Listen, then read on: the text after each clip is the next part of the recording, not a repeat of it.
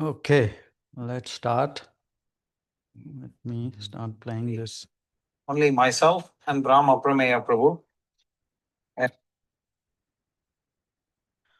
Nama Vishnupadaya Krishna Vishnaya Bhutale Srimate Bhaktivedanta Swami Namine Namaste Saraswati Deve Gaurani Prarine Nirvishesha Shunivadi Pashada Deshatarine Shri Krishna Chaitanya Prabhu Nityananda Sandi Gaur Bhaktavinda Hare Krishna Krishna Krishna Hare Hare Hare Ram Ram Ram Hare Hare.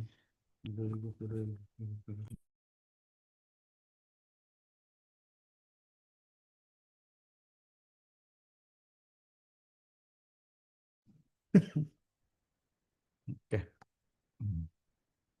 So today we are going to take up the living Guru arguments from the living Guru Vada people, devotees. They have, at least they are Shastric, so it is very good that we are taking those up. Not only it gives us, maybe we are wrong. Let us look at the scriptures, what any devotee is quoting, and if the absolute truth, if we are following the absolute truth, we should be able to see it through. We should be able to examine it from the angle of the absolute truth. No? And we shouldn't have any sentimental connection to a philosophy because we want to achieve Krishna.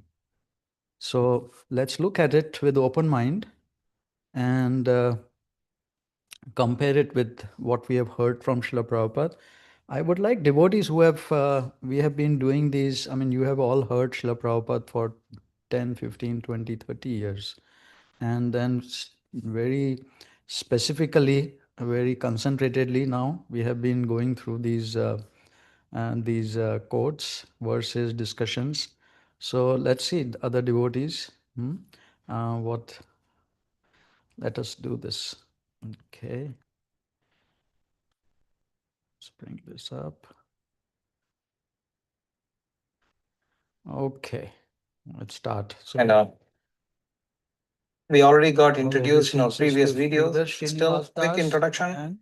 Both of us were from software background and following the instructions of our spiritual master and desire of our spiritual master, and for the purpose of propagating Krishna consciousness. I just want to note, Prabhu is saying our spiritual master. They don't refer to Srila Prabhupada. They refer to their Diksha, living Diksha Guru. Even though they say Srila Prabhupada is our preeminent Shiksha Guru, whenever they say Guru means this, the Diksha Guru, physical. From the beginning, they introduce and tell you their background and how they. That's where we are. Its movement and its Vedic culture, and it's from a traditional perspective, we both have moved to a particular profession, so to speak, taking up a Brahmanical life. And Rama Aprameya Prabhu is a learned scholar, astrologer, and he does homeschooling, so to speak, his children. That's nice. So, without any delay, let's go over the topic that we are going to discuss today. Rama Prameya Prabhu will be discussing on the importance of a guru's manifest presence and the significance of disciple approaching a guru.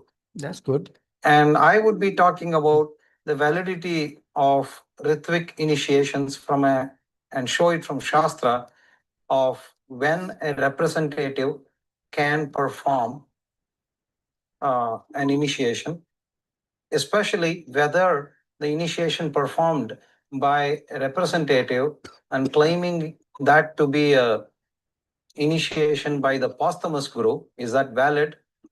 If it is not valid, which Shastra is showing that validity? We'll discuss that. So I'll let Rama Prameya Prabhu, start the talk here. Yeah, so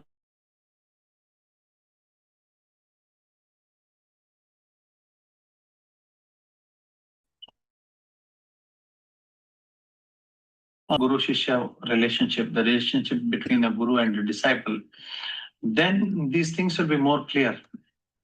So, what is the essence of a guru disciple relationship? So, huh, the premise is great, right? That Prabhu, Rama Prabhu, I don't forget his the second name, but Rama Prabhu, this is the first thing that we are asked by Srila Rupa Goswami to talk about. The first three regulative principles, Guru Padashraya. So this premise is great.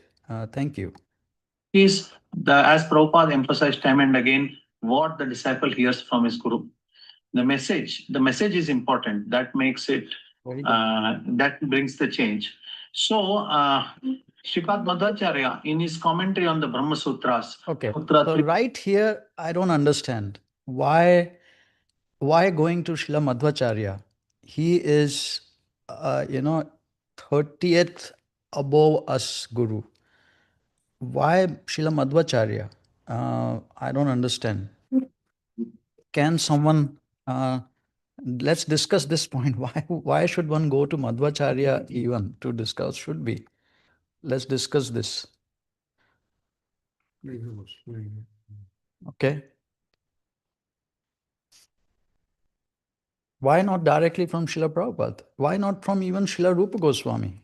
He's at least 500 years back only, no? What do you all say? What is wrong in quoting from Srila Madhvacharya on guru disciple relationship?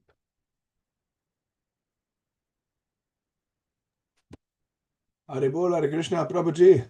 Ah, Purapati Prabhu. Hare Bol. Yeah, right. Because I was following 1 minute before, because Madhvacharya is not the current link.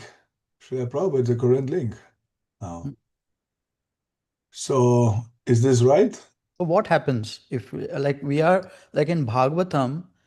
There is quotes. Srila Prabhupada writes in the purports Madhvacharya. Srila Prabhupada is writing Ramanujacharya. Other acharyas are quoting other acharyas. So what is the problem in Rama Prabhu quoting Madhvacharya when talking about guru-disciple relationship? Who's quoting Rama? This devotee who was just the Brahminical devotee. But we should see the other acharyas through Srila Prabhupada. When Prabhupada is quoting them, then it is for us now very fresh, and we should follow, but by time, place, and circumstances. But otherwise, we cannot say, okay, this Bhaktivinoda Thakur have said this, Madhvacharya have said this, Rupa Goswami have said this, but Prabhupada is the current link, so we must take Prabhupada. If Prabhupada quote Madhvacharya, that's okay, but we cannot go. But sometimes there's something what Madhvacharya said, let's say maybe about Ritvik or whatever, it is not exactly now what Prabhupada have done, because a little bit change in maybe management or whatever. So then we cannot say, look, we must follow now not Prabhupada, but some other acharya. Exactly. I wanted to quote from this. We have done that many times before, but in this context, it's so appropriate. And we will, as we go forward, I hope we see more of him quoting Srila Madhvacharya and we see why it is wrong to do so in our context. So, in Nectar of Devotion, chapter 6, How to Discharge Devotion Service, which is, for sadhakas, this is the guidebook. This is our map. This is where we should live. These chapters. So Srila Rupa Goswami, Srila Prabhupada is summarizing Srila Rupa Goswami's and what he's saying. So maybe I can read this first para again. Srila Rupa Goswami states that his elder brother Sanatana Goswami has compiled Hari Bhakti Vilas for the guidance of the Vaishnavas, and therein has mentioned many rules and regulations to be followed by the Vaishnavas. Some of them are very important and prominent, and he will now mention these very important items for our benefit. The purport of this statement is that Srila Rupa Goswami proposes to mention only basic principles, not details. For example, a basic principle is that one has to accept a spiritual master. Exactly how one follows the instructions of his spiritual master is considered a detail. For example, if one is following the instruction of his spiritual master, and that instruction is different from the instructions of another spiritual master, this is called detailed information. But the basic principle of acceptance of a spiritual master is good everywhere, although the details may be different. Srila Rupa Goswami does not wish to enter into details here, but wants to place before us only the principles. And then he goes on to say the first three basic principles are accepting the shelter of the lotus feet of a bona fide spiritual master. Two is becoming initiated by the spiritual master and learning how to discharge devotional service from him. And three, obeying the orders of the spiritual master with faith and devotion. And as we have heard so many times, that these three are the most important mentions to accepting the shelter of a bona fide spiritual master, taking initiation from him, and serving him with respect and reverence are the most important. So here it's clear, no?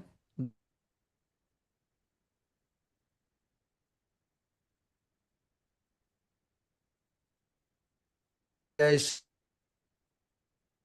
it is coming from Krishna directly. This is the parampara.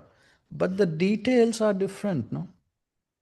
And the details are different. The details are given by the current spiritual master, how to implement these principles.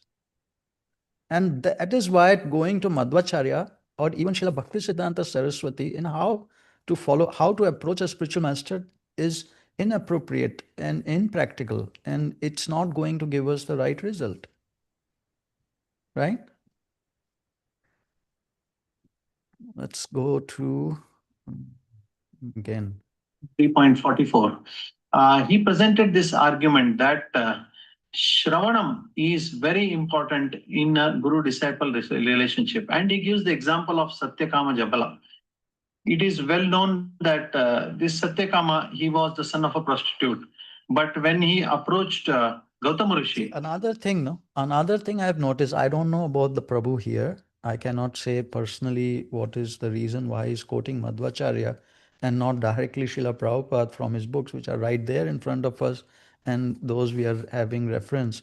But what I have noticed that people, when devotees bring up so many the other scriptures, sometimes it's like showing off the knowledge, as if Srila Prabhupada's everybody knows anyway, bro. But we are able to read other books, and now I'm giving you this knowledge.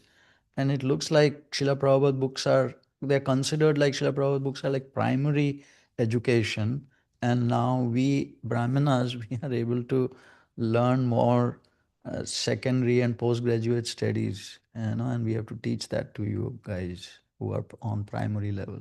Can be perceived that way. Perceived that way. Can be, yes. So some devotees, I have seen it also. Some devotees not. They genuinely want to research the subject matter more and more. Yeah.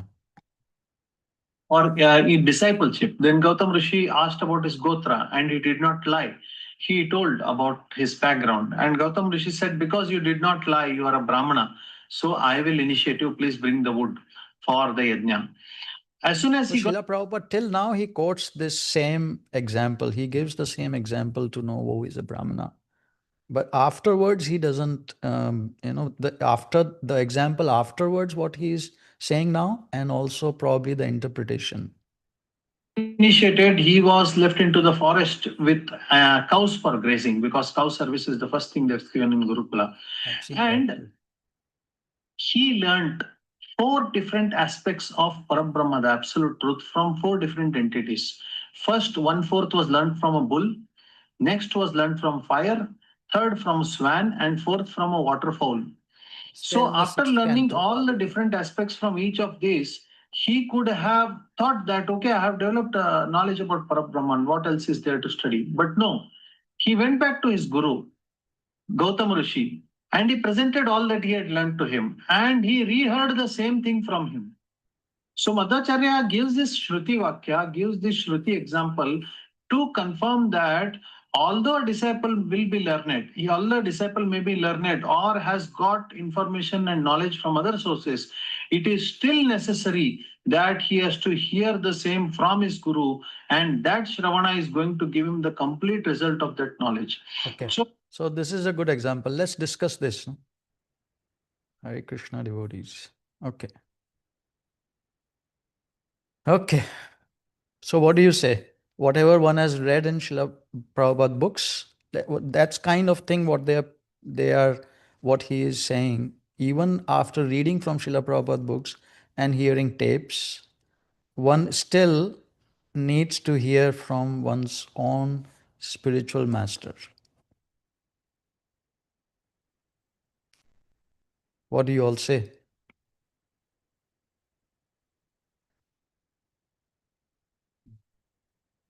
What you can say here from him, how, through what medium? Hmm? You can say hear from him how, through what medium, right? Like video, books. Whether this principle itself is correct, that what you have read, you should hear. Read in Srila Prabhupada books Yeah. or heard from him in tape, you should get it confirmed by one's own personal spiritual master. Well, that depends on who you accept as a spiritual master.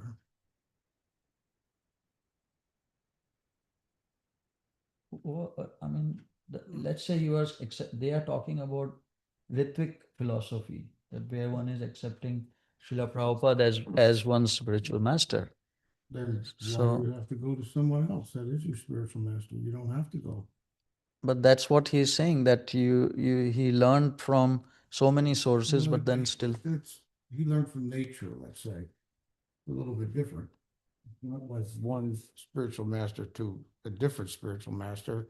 He learned from nature, and then he's going to confirm what he learned from his spiritual master. Mhm. So that makes sense, to confirm that. Yeah. But it doesn't speak to what we're trying to. But so then the argument can be made, no, that let's say we are learning from nature also so many things in our day-to-day life, knocks. We learn so many things. Then whom do we bring to understand what we learned? Srila Prabhupada, we can't go directly, or Srila Prabhupada, what do you say to this? Like in morning walks, devotees were doing. Well, like I said, it depends on who you accept as a spiritual master, right? So, I mean, Prabhupada said, I've given you everything in my books. He's told us that. So if you accept Srila Prabhupada as your spiritual master, you would go to his books. Well, that's like a Because circular Srimad logic, no? Bhagavatam, Bhagavad Gita, Chaitanya.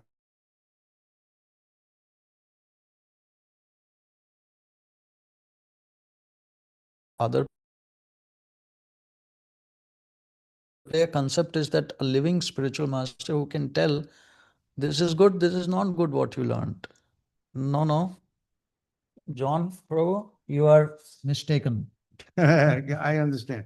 Yeah, who will do this, right? Right. Who is going to do this now? Which is correct. No?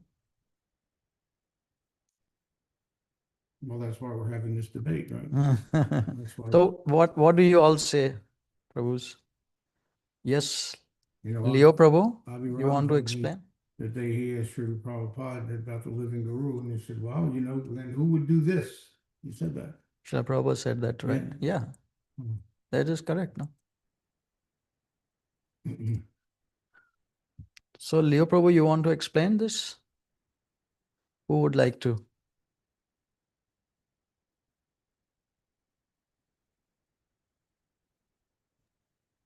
Yep. Prabhu, Yes.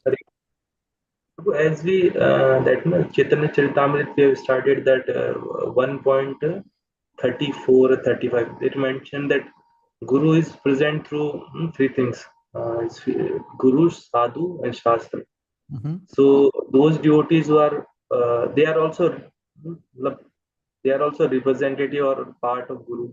They can also that correct us, and we can ask them also, just like I want to.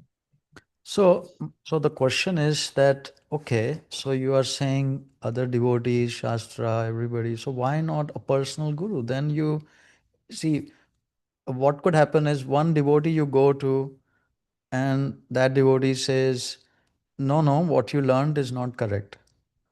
Another devotee you talk to, he says, no, what you learned is correct. It happens, no? So, but if you have a personal living guru, he can tell, no, this is correct, and you accept that. No confusion. Like any guru, living guru is there. So they have like 10,000, so many disciples.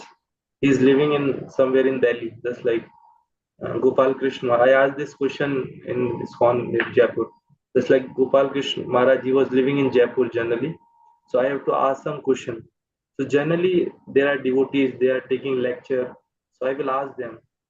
So we or I am also like we follow Srila Prabhupada. I am asking you or other devotee that condition can be same in that case also, that how to understand. That's true, because they may be somewhere else, no? And it And brings up the issue of shiksha diksha. right, There's many shiksha gurus that you could ask and get guidance from, yeah. right? Which we do. We'll always do. Everybody does. So that's gets more to the part of it.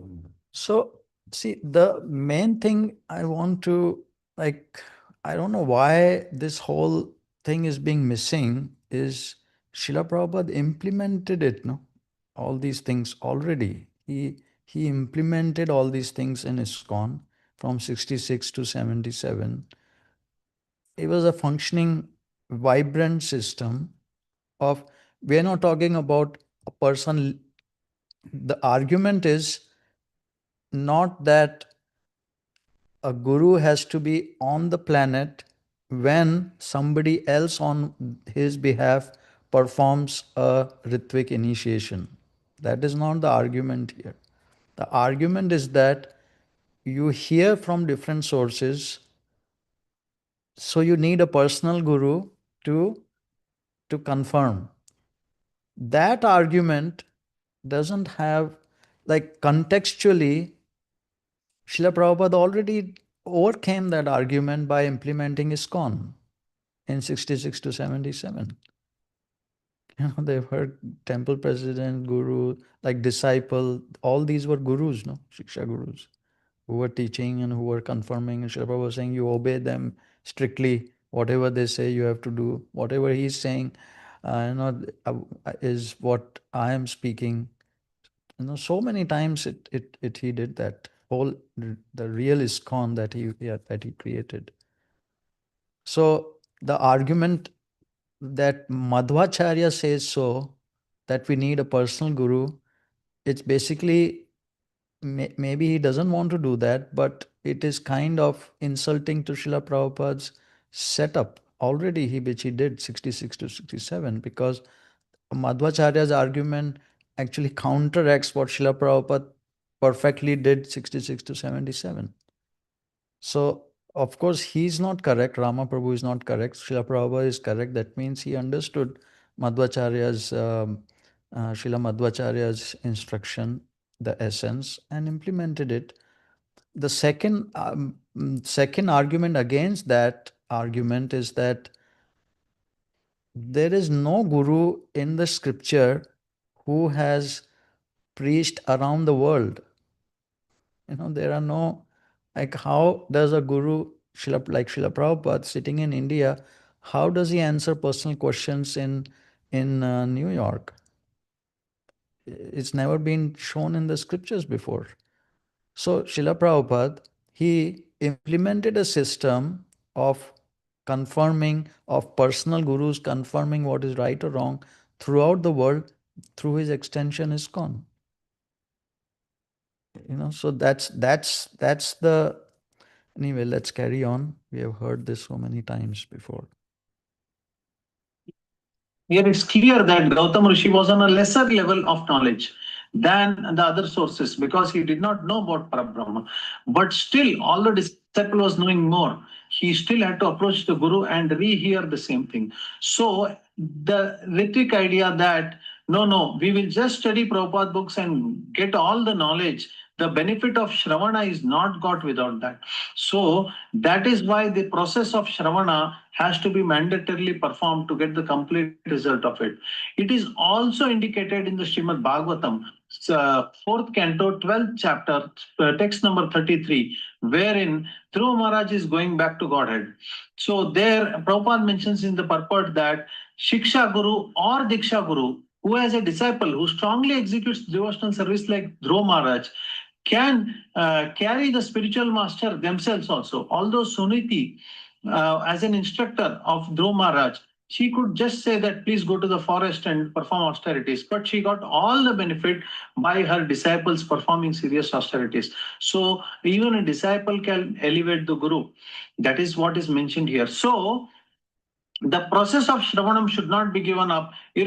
So let's discuss this argument that Srila Prabhupada writes in the purport. Actually, it is we can read that, but what he writes is that that Vartam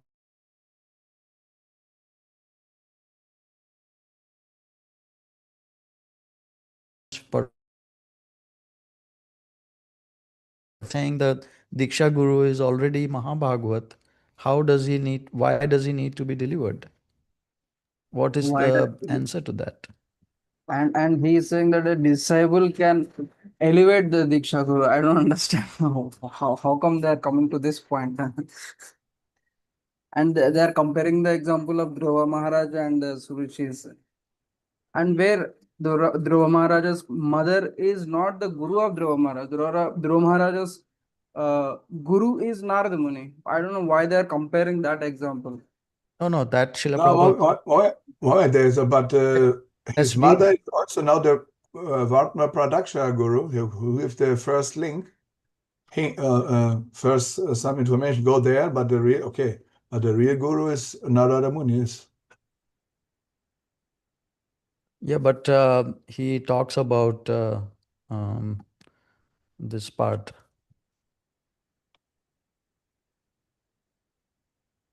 The same problem is with Gaur Govinda Swami. He say in his book to all his disciples, there are so many groups. They say the only guru was Gaur Govinda Swami, that he was a real guru. And Gaur Govinda Swami, he say always that Shabda Brahman cannot transmit it by tape. Yeah. Like That this is, and so, but Prabhupada have always given second initiation, maybe to him even by some tapes or something. So then why the disciples should read now the books of Gaur Govinda Swami? They can throw it in the garbage now because he's not monophysical. That is such it's completely joke. Yeah, and then this also this Prabhu is making the argument. You see, why should we hear from him? Because it's not certain. No, I should take whatever we hear on this YouTube video. We should go to a personal spiritual master and then ask him whether Rama is correct or not. Rama Prabhu is correct or not, right? It's like every time anybody asks whether, meaning we don't have any intelligence with Krishna in the heart to judge, discriminate ourselves. Every time we have to go each time to a guru to confirm. That is not there. Anyway, this argument, let us talk about Diksha and this Mother Suniti. Can the disciple deliver a spiritual Diksha Guru?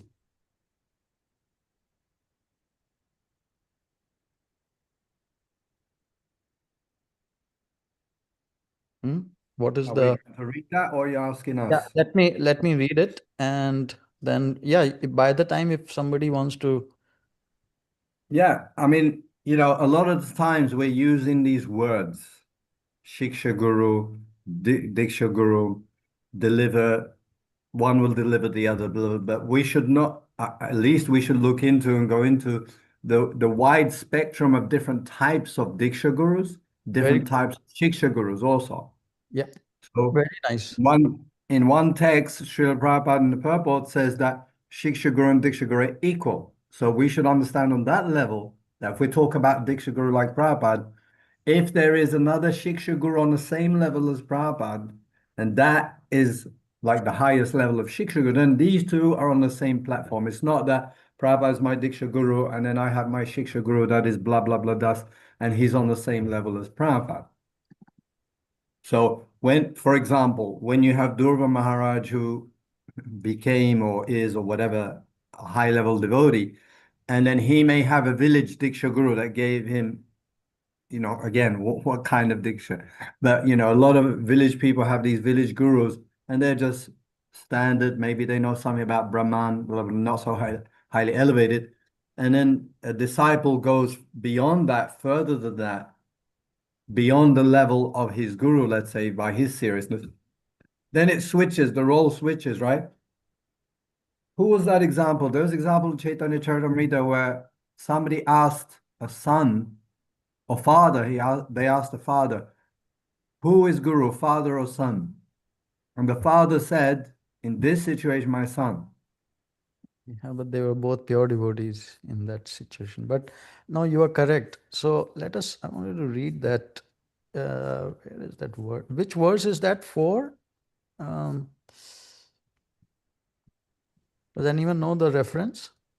4:12:33. 4:12:33. Okay. 4:12.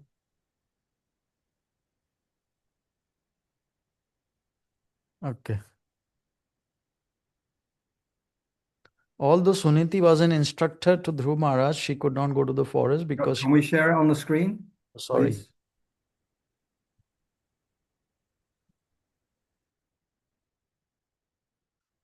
Although Suniti was an instructor. Okay, the incident proves that Shiksha or Diksha Guru, who has a disciple who strongly executes devotional service, like Dhruv Maharaj, can be carried by the disciple even though the instructor is not as advanced. Although Suniti was an instructor to Dhruv Maharaj, she could not go to forest because she was a woman, nor could she execute austerities and penances as Dhruv Maharaj did. Still, Dhruv Maharaj was able to take his mother with him. Similarly, Parikshit Maharaj also delivered his atheistic Prahlad Maharaj also delivered his atheistic father Hiranyakashipu. The conclusion is that a disciple or an offspring who is a very strong devotee can carry with him to Vaikuntha Loka either his father, mother, or Shiksha or Diksha Guru.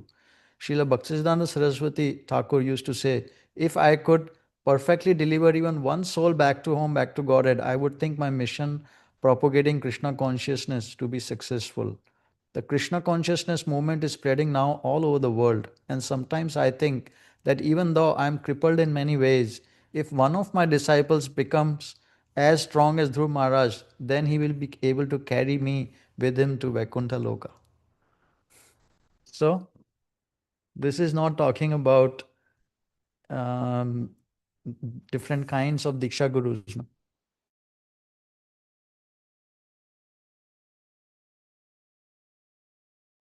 Yeah, of course. I mean, it's not directly elaborated on that, but obviously, let's say Durva Maharaj had a Diksha Guru. Then for Durva Maharaj to deliver that Diksha Guru, for anybody to deliver that Diksha Guru, it means the Diksha Guru wasn't on the highest platform because their disciple moved into a higher platform. Therefore, he can become the deliverer of the lower one. Yes. Like That's correct. Like we have the famous text that there's Kanishta Adhikari, you can accept him as a guru. Madhyama Adhikari, you can accept him as a guru. But under their insufficient guidance, blah, blah, blah, your progress won't be very, very well. So therefore, you should find an Uttama Adhikari. So if a devotee takes a Kanishta and then that devotee becomes more serious than his Kanishta guru and he goes higher, then he can become the deliverer of that Kanishta guru. Mm-hmm. Okay, so if we take the direct meaning, what we are asked to always do is take the direct meaning, not indirect meaning.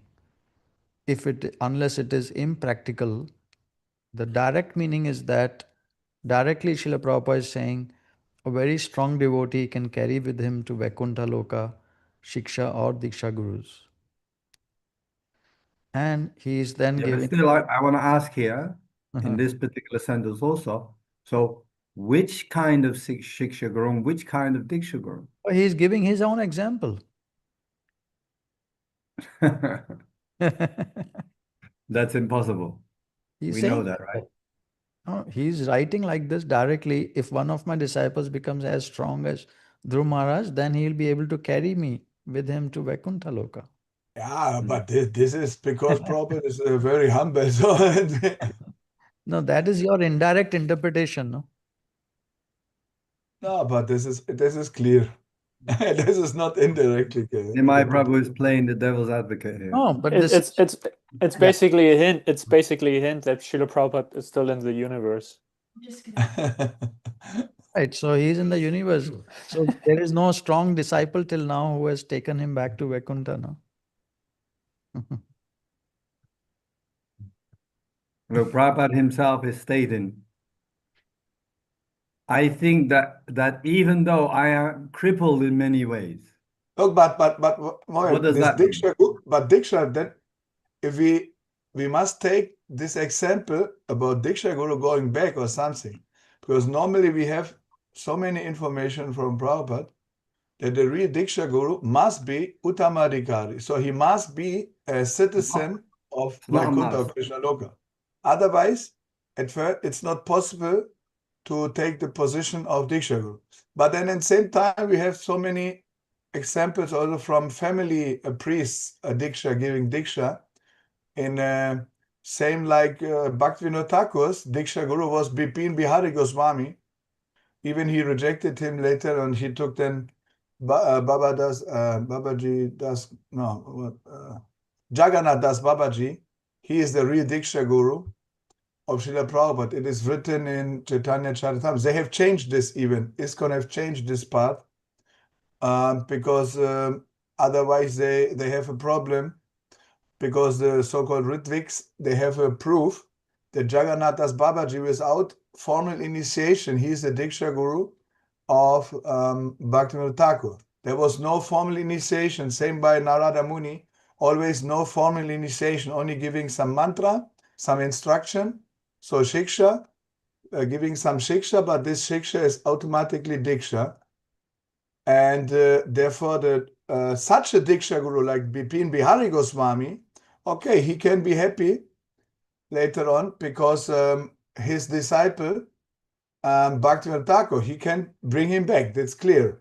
But if we take the real Diksha Guru, higher level, the real, like Jagannath Das Babaji, there's no need for Jagannath Das Babaji that his disciple bring him back to Vaikuntha, because he is an eternal citizen of Vaikuntha, like Srila Prabhupada.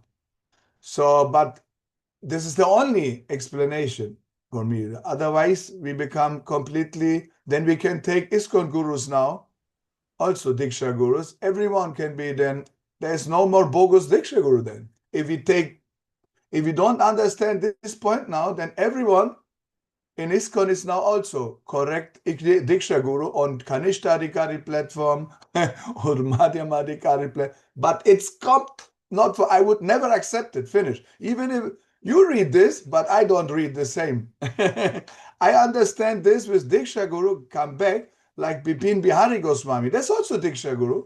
We can read, but Srila but he's Prabhupada is not. giving the example of Srila Bhaktisiddhanta Saraswati and himself, both. Yeah. Srila But Bhaktisiddhanta Saraswati Thakur used to say, even once or back though, I would think my mission propagate Krishna consciousness to be successful. Yeah, but what? but that doesn't say that Srila Bhaktisiddhanta Saraswati Thakur saw himself. So that's not implicating the same thing that Srila But Prabhupada why Yes. is quote? I implicating. see that, but why quote him in this context? See, direct. If you take the direct meaning, this is what comes out. See, that is what living Guru Vadis, they say, no, the Ritviks are wrong because they screw out another meaning from the scriptures. Basically, it's Apasiddhanta. So to make something Apasiddhanta, how it becomes scriptural basis, you try to screw out meanings from it. Yeah, but direct meaning of this, because Prabhupada give as example Srila Bhaktisiddhanta Saraswati Thakur, but he give directly to say, if he delivers only one or produce one pure devotee, it's some other, it's not like if he would say, if Bhaktisiddhanta would produce one who is higher than him to deliver Bhaktisiddhanta, but it's not written like this. And Prabhupada say like this because he's a Vaikuntha Loka citizen, but he's a Krishna Loka citizen, but he's giving his some humble, humbleness. It's humbleness what you're talking about, no? That is a indirect meaning. You understand? Does everyone know, I mean, heard about from Srila Prabhupada from about the direct and indirect Okay, meaning? then what you say that Prabhupada say about himself, that he is always fallen. So that we should now see Prabhupada, if you take your direct meaning, then Prabhupada is a fallen conditioned soul, because he always say he is fallen. We should take direct or indirect now. If you And take he it said, directly, and he says, I'm old man. if we follow Prabhupada directly, if he say he is a conditioned soul, then we make apparat on Guru Tattva that we should not think the deity and the Guru is something, deity is stone and Guru is not, is a human being. But Prabhupada always say he's a human being.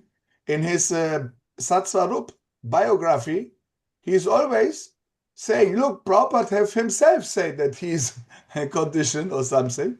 So he's doing the direct meaning. So what is now direct, indirect? What I would say is that, see, when we to take I mean, okay, so once let us first go to this direct and indirect meaning. Raghunath Prabhu, you have those those quotes where where Chaitanya Charitamrita is talking about taking the direct meaning. Do you know? I do not remember that. Okay, let me get this 1 second. That's important to read because what is direct and indirect? Direct meaning. True, Prabhupada, they are saying that sometimes I think. So that is excessive, you know. That's very good. So these are all. So then, what we are talking about uh,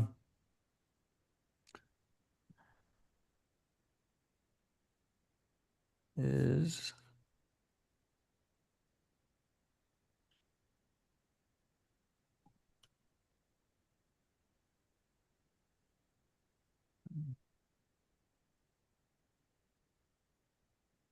okay. So this is Adi Leela 7110.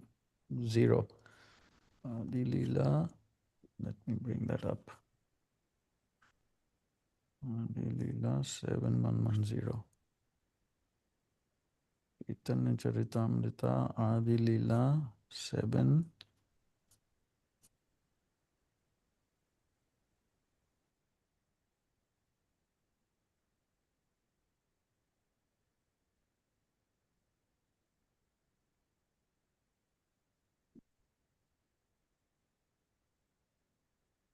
Very philosophical this. Okay. So this is the context is how Shankaracharya, no? He has screwed out meanings from Bhagavad Gita and the other on from Vedanta Sutra.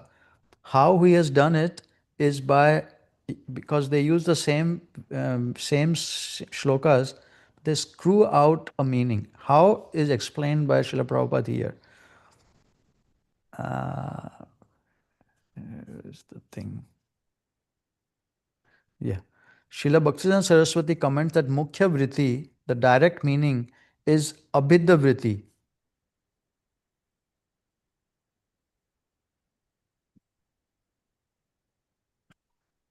Okay. Or the meaning that one can understand immediately from the statements of dictionaries, whereas Gauna Vritti, the indirect meaning, is a meaning that one imagines without consulting the dictionary. For example, one politician has said that Kurukshetra refers to the body, Mahatma Gandhi, but in the dictionary there is no such definition.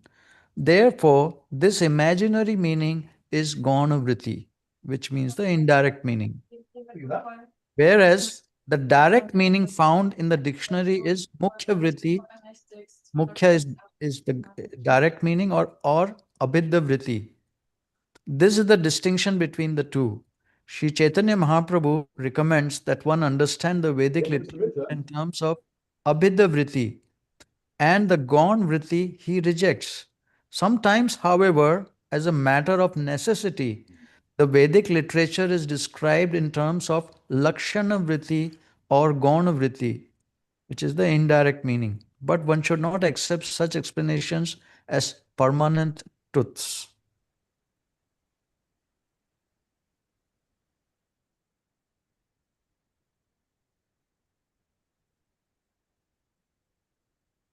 Whole of trying to take the direct meaning, So here in this, let me share that again.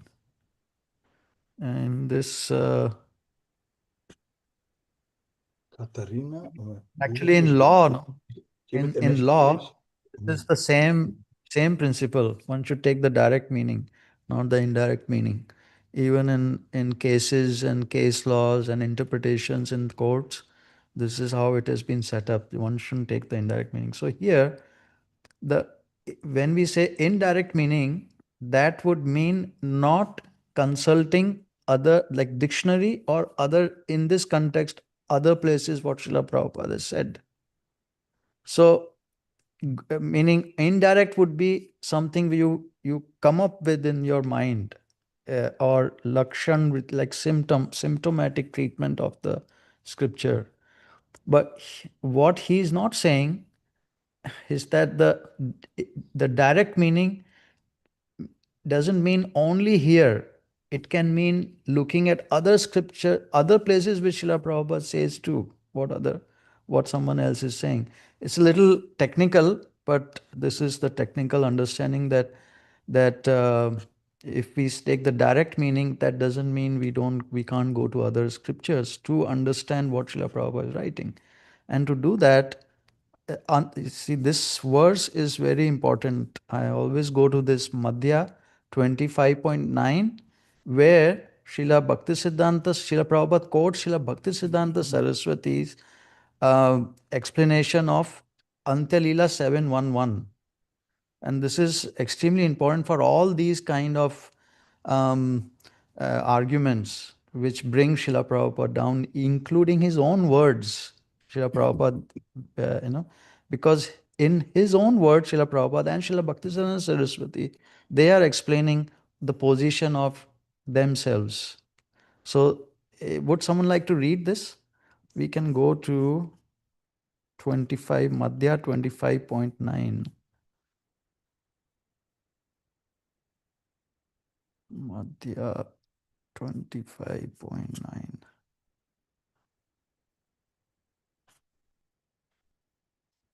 Madhya 5 point. Okay. Okay. So would someone like to read?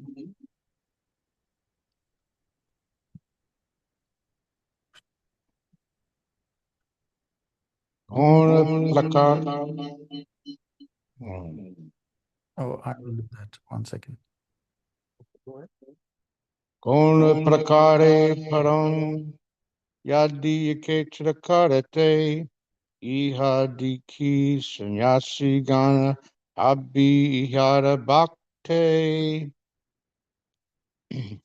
kona prakare, by some means, param, I am able, yadi, if, ekatra karite, to assemble, iha deki, by seeing this, Sri Chaitanya Mahaprabhu's personal characteristics, sannyasi gana, the Mayavadi sannyasis of Varanasi Habe will become Inhara Bhakte, his devotees. Translation: If by some means I can assemble all the sannyasis together, they will certainly become his devotees after seeing his personal characteristics. Report by Srila Prabhupada. If one saw the personal characteristics and activities of Sri Chaitanya Mahaprabhu, one would certainly be convinced that he was the Supreme Personality of Godhead. One can ascertain this by following in the footsteps of the sastric injunctions. This sincere study and appreciation of Sri Chaitanya Mahaprabhu is also applicable to his authorized devotees, and it is clearly stated in the Chaitanya Charitamrita, Antya 7:11. Kali Kalira Dharma Krishna Namasak Sankirtana Krishna Sakti Vinanare Tara Pavartana. In this age of Kali, real religious propaganda should induce people to chant the Hare Krishna Maha Mantra. This is possible for someone who is especially empowered by Krishna. No one can do this without being especially favored by Krishna. Srila Bhaktisiddhanta Saraswati Thakur comments in this regard in his Anubhashya, wherein he quotes a verse from Narayana Samhita. Davapaya Janir Vishnu Pancharatras Tu Kevilai Kalutu Nama Martrena Pujyate Bhagavan Hari. In Dvarpa Yuga, devotees of Lord Vishnu and Krishna rendered devotional service according to the principles of Panchatrika. In this age of Kali, the Supreme Personality of Godhead is worshipped simply by the chanting of his holy names.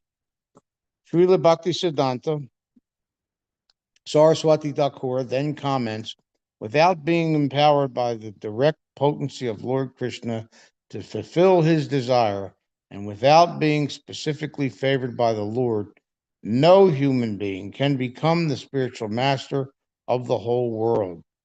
He certainly cannot succeed by mental concoction, which is not meant for devotees or religious people. Only an empowered personality can distribute the holy name of the Lord and enjoin all fallen souls to worship Krishna. By distributing the holy name of the Lord, he cleanses the hearts of the most fallen people. Therefore, he extinguishes the blazing fire of the material world. Not only that, he broadcasts the shining brightness of Krishna's effulgence throughout the world. Such an acharya, or spiritual master, should be considered non-different from Krishna. That is, he should be considered the incarnation of Lord Krishna's potency. Such a personality is Krishna Lingita Vigraha. That is, he is always embraced by the Supreme Personality of Godhead, Krishna. Such a person is above the considerations of the Varnashrama institution. He is the guru or spiritual master for the entire world, a devotee on the topmost platform, the Mahabhagavata stage, and a Paramahamsa Thakura, a spiritual form only fit to be addressed as Paramahamsa or Thakura. Nonetheless, there are many people who are just like owls, but never open their eyes to see the sunshine. These owlish personalities are inferior to the Mayavadi sannyasis who cannot see the brilliance of Krishna's favor. They are prepared to criticize the person engaged in distributing the holy name all over the world and following in the footsteps of Sri Chaitanya Mahaprabhu, who wanted Krishna consciousness preached in every town and city. So, from this now we can understand What an exalted personality really is. yeah, we can understand how this verse which we were hearing about what Srila Prabhupada actually meant was humility. And, okay. Muted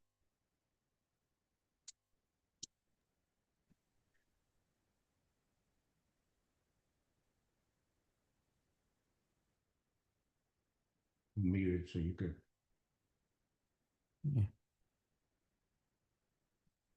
Of the present idea that no, only when there is a Paramahamsa spiritual master, that is when we will do Shravana. Maybe it has some connection with the idea that there are prophets who were 100% perfect, and from there we expect that if somebody is a prophet, he should be like that. So maybe it's coming from that. But the idea that no, he has to be so and so perfect, and because the followers of Prabhupada are not so and so perfect, that is where we reject them and directly take initiation from Prabhupada. Okay, so this It's not supported by. this is all, like, how do I say it? This is all manodharma. He's just making it all up as he goes. Where from where is he bringing this argument up? He just slides it.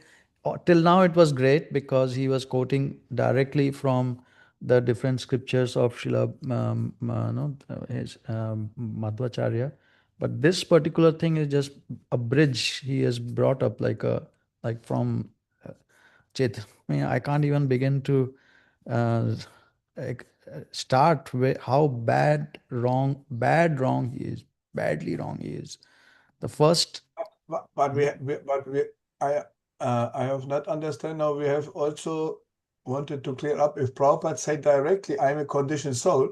Prabhupada say even that in the last life he was some medical man, so fully conditioned, and yeah. yeah. What? Where did he say that? Prabhupada said that he was in some last life something, but not The conditioned soul. He never said. He said I was, but sinless. yeah, but he was here in this world in some medical man or something like this, and He was sometimes he say I'm a conditioned soul. So should we take this okay. directly or not directly? So for one thing, so direct meaning, as we just heard, This is we cannot take directly meaning. It is his humbleness. is In this point, only this point of humble we must consider. not just one sentence. This is a wrong. So if one is, we read something, there is a direct meaning. Then we have to put it to other scriptures reading and together mix them and then come up with the direct meaning, the essence of it. Not that the indirect meaning, according to the Srila Prabhupada's explanation, is that one is interpreting it not based on the scripture.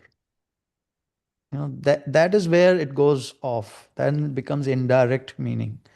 So when Srila Prabhupada says that what you are saying, that I am a conditioned soul, all these things, but we also have to put it with this words, Yeah, but Antalil. someone now wrote that Prabhupada never said that he was conditioned soul. He said always. He said we. He said we are fallen. That means he himself also that he say always. Directly he said directly, I'm Yeah. fallen like you. Should Yes. we take it seriously? And at the same time, if we do it, we are finished. Because then we are citizens of Darakaloka. Yeah, exactly. So we just read that from Madhya Leela 25.9, that unless one is Krishna Alangita Vigraha, he's a personality which is always being embraced by Krishna. Always. He's a Paramhamsa Thakur, a spiritual form only fit to be a spiritual form. I mean, he's already talking like that, a Mahabhagavad stage. Can't spread this holy name around the world like what Srila Prabhupada did. Yeah, but therefore we cannot take it directly. In this, Exactly. only in this point, Yes. especially the humbleness, we should never take it directly. We must take it indirectly. This other topic we must take directly. Yes. So I will that there is one place Srila Prabhupada include he even says like that one should not take 1 second, I'll bring that up. And does anyone know that? Remember that place where Srila Prabhupada even says that? Here, I have it here. 1 second.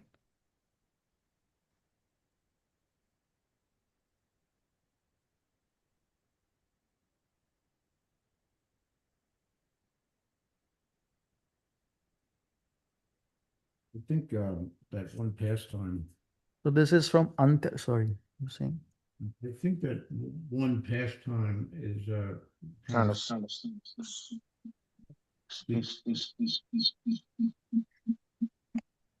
speaks to this, where Srila Prabhupada was in a big assembly. He was giving a class, and he said, with all his disciples were there, and he said, the difference between you and me is you can fall down and I cannot.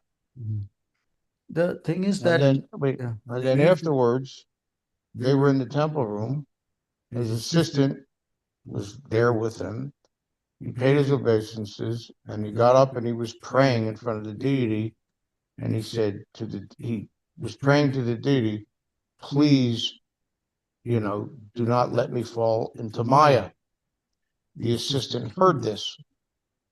So afterwards, the assistant asked him, Prabhupada, I don't understand. You said the difference between, earlier when in the meeting, you said that the difference between you and everyone else there was that, they can fall down, but you cannot. But then you were just asking Krishna to not let you fall into Maya.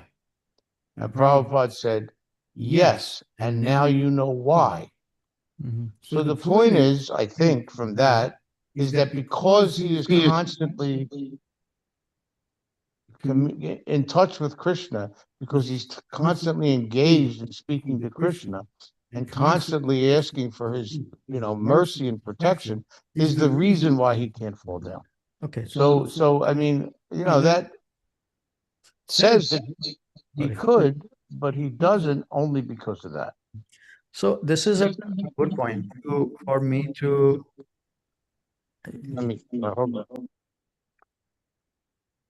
When this is great to hear, thank you. Yeah. When we are doing the Shastra discussion, because he's bringing up Shastric points. I mean, this particular point was not Shastric, the last point. But then when we bring up Srila Prabhupada said, or somebody said Srila Prabhupada said, yeah, those could be interpretations or those could be made up also completely. So we may have made up our thinking and understanding of Srila Prabhupada from those Prabhupada said, which is great, if there was realized knowledge and really the truth. But sometimes the danger is that sometimes we base our understanding and our realization based on that, and they turn out to be wrong or little bit different from the Siddhanta, then we go in that direction. So Srila Prabhupada, there is no problem. Srila Prabhupada himself has written already these things. So in the scripture. So that's what we are trying to do, is to uncover those. Like here, Srila Prabhupada writes this in Antya Leela 4:173. He says, a devotee on the topmost platform of devotional service always humbly thinks that he is not rendering any devotional service. He thinks that he is poor in devotional service and that his body is material. Yeah, you see, and therefore we can, if Prabhupada say like something that we cannot take it directly if he's saying in humbleness, I'm so fallen, or sometimes he say I cannot fallen, and sometimes other places he say I'm falling like you or whatever, but it is clear that he's on this special platform, so he sometimes don't want to be puffed up and say I'm the best, I'm this, and yeah, even Chaitanya Mahaprabhu, he himself said that he's fallen. And only Ramananda Roy is on the highest level, who is massaging all the naked girls for the Jagannath temple theater. So nobody can do it. Even I cannot do it, he said. So he cannot do it. So nobody should take this example of Ramananda Roy. He's like Gopi on this platform. So then I have even one friend, so very old, he sing now that Chaitanya Mahaprabhu, he's not God. And yeah, because he have taken directly meaning.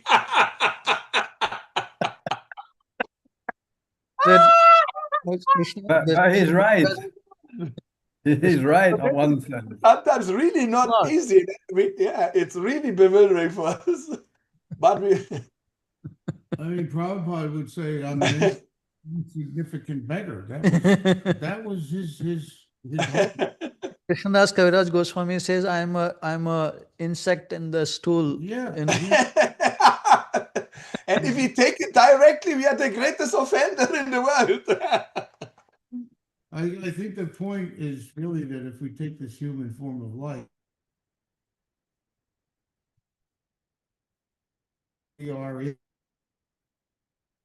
Is that sometimes people misunderstand an incarnation of the Supreme Personality of Godhead to be an ordinary man. The Supreme Godhead, the incarnation or his devotee, may pose themselves as ordinary men, but they are never to be considered as such. It is the injunction. This is a letter. Normally, I don't go to the letters, but it is following these two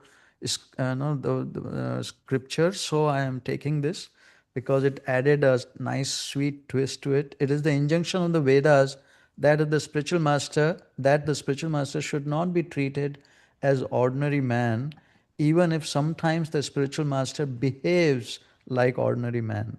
It is the duty of the disciple to accept him as superhuman, Superman. Superman. Actually, there's another place he talks about being Superman. And in the letter to Rayarama, and it's only two places he tells he is superhuman, and both were disciples who were thinking Srila Prabhupada was ordinary man. Rayarama was thinking in 1969 and he left. I And think then- the other really And then important- these devotees, they also were, they became deviated at that time. I think the really important example is also that you cannot achieve that level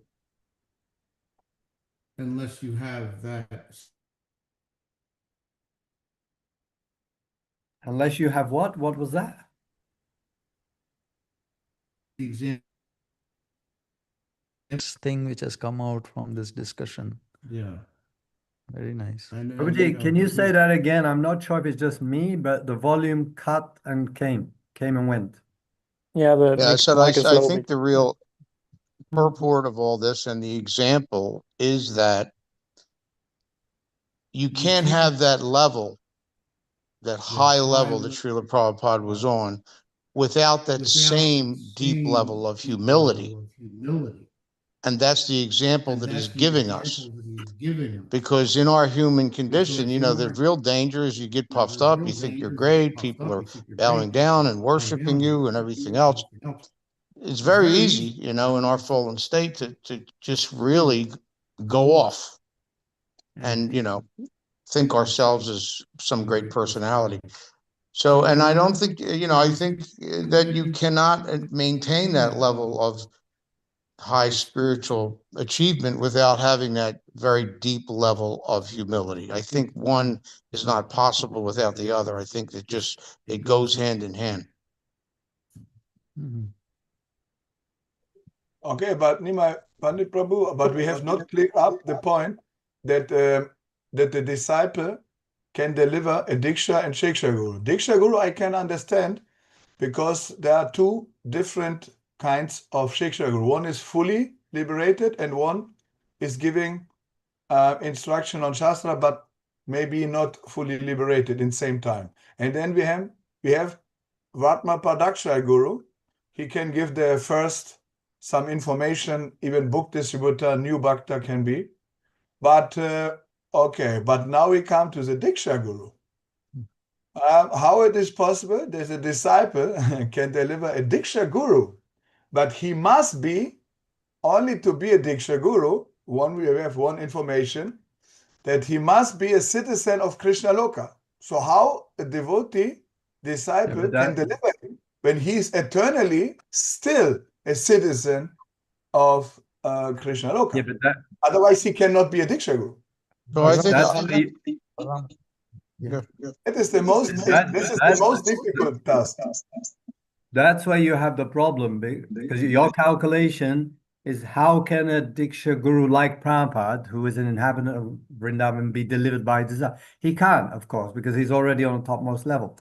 So therefore, a devotee who is somehow got some position where he is delivering his Diksha Guru means that that Diksha Guru is on a lower level, lower stage of Diksha Guru. And the disciple obviously becomes higher than him, and therefore, out of love and affection, naturally, he can and will deliver his lower Diksha Guru. Okay, then how you can explain if we take such a guru, Prabhupada say in direct meaning, we go to hell. Finish. No, And because this such a Diksha Guru who have make a sannyas business, I can prove it immediately. I can take every shloka of this, and it is not possible to take such a guru. I have many quotes on my computer. I can search and bring it up, and then you are completed. There is nothing to vanquish this. We have many, even in Ishopanishad, it is said, if someone makes such a business with sannyas, he go to the deepest region of hell, and his disciples with him. So if someone takes such a guru who is a cheater because he took but we're not talking about a business Diksha Guru. That's another category. That's but another this is always, if he is not Uttamadikari, he should not take the position. Otherwise, he's a cheater, and his disciples go with him to hell. Direct meaning, I have many shlokas. How we clear this? Okay, I think I have something I can offer. You know, I've heard it said many times in the Krishna consciousness movement, the 30 years I've been around, that the reason we don't cause aparad is because you never know who that devotee is. You don't know who that personality is. So what that would say is that a Diksha Guru can have disciple, right, that comes from the spiritual world for his mission, initiates him, but he's a higher personality, just like Lord Chaitanya took initiation, right? Right? So obviously he's going to go to a spiritual master that he feels is qualified. However, he's the supreme personality of Godhead. And Lord Chaitanya in that case is going to deliver his spiritual master. So in the same way, that appearance of a higher personality can come for time, place, and circumstance for the ultimate mission of Krishna and get initiated and then in turn deliver the spiritual master. That's the only thing that I see that makes that possible. Can I ask a question exactly based on this point? In real life. You're muted, Prabhu. You're muted. You're muted, Prabhu. No, I'm not muted. You were. Okay, so let's take the real life example. Let's say, right, there's Radhanath Swami. He thinks he's a Diksha Guru, and let's say, I don't know if this technically actually works, but let's say he's a Kanishta Adhikari and then taken a Diksha Guru position. Some disciples, some students accept him as their Diksha Guru, worship him as good as God, blah, blah, blah, blah. But that disciple, as real in ISKCON right now, they're also connected to Prabhupada and actually connected more to Prabhupada by reading his books. But let's say that disciple is a Mathurapati Prabhu. Then he accepted or still may accept Radhanath Swami as his Diksha, but still he has a connection to Prabhupada. By his service and worship of Prabhupada, he goes beyond his Diksha Guru because he's become more serious than him. So Prabhupada will deliver Mathurapati. Does Mathurapati, as some kind of disciple of Radhanath Swami, deliver him? Does that maths work? Yeah, look, it looks like logical maybe what you say, but I have everyone other can bring up his understanding. It's never completely direct, understand? Because I would say it's not possible.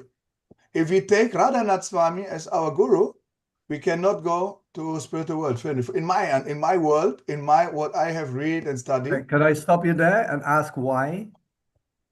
Yeah, because you have taken him. This is your understanding.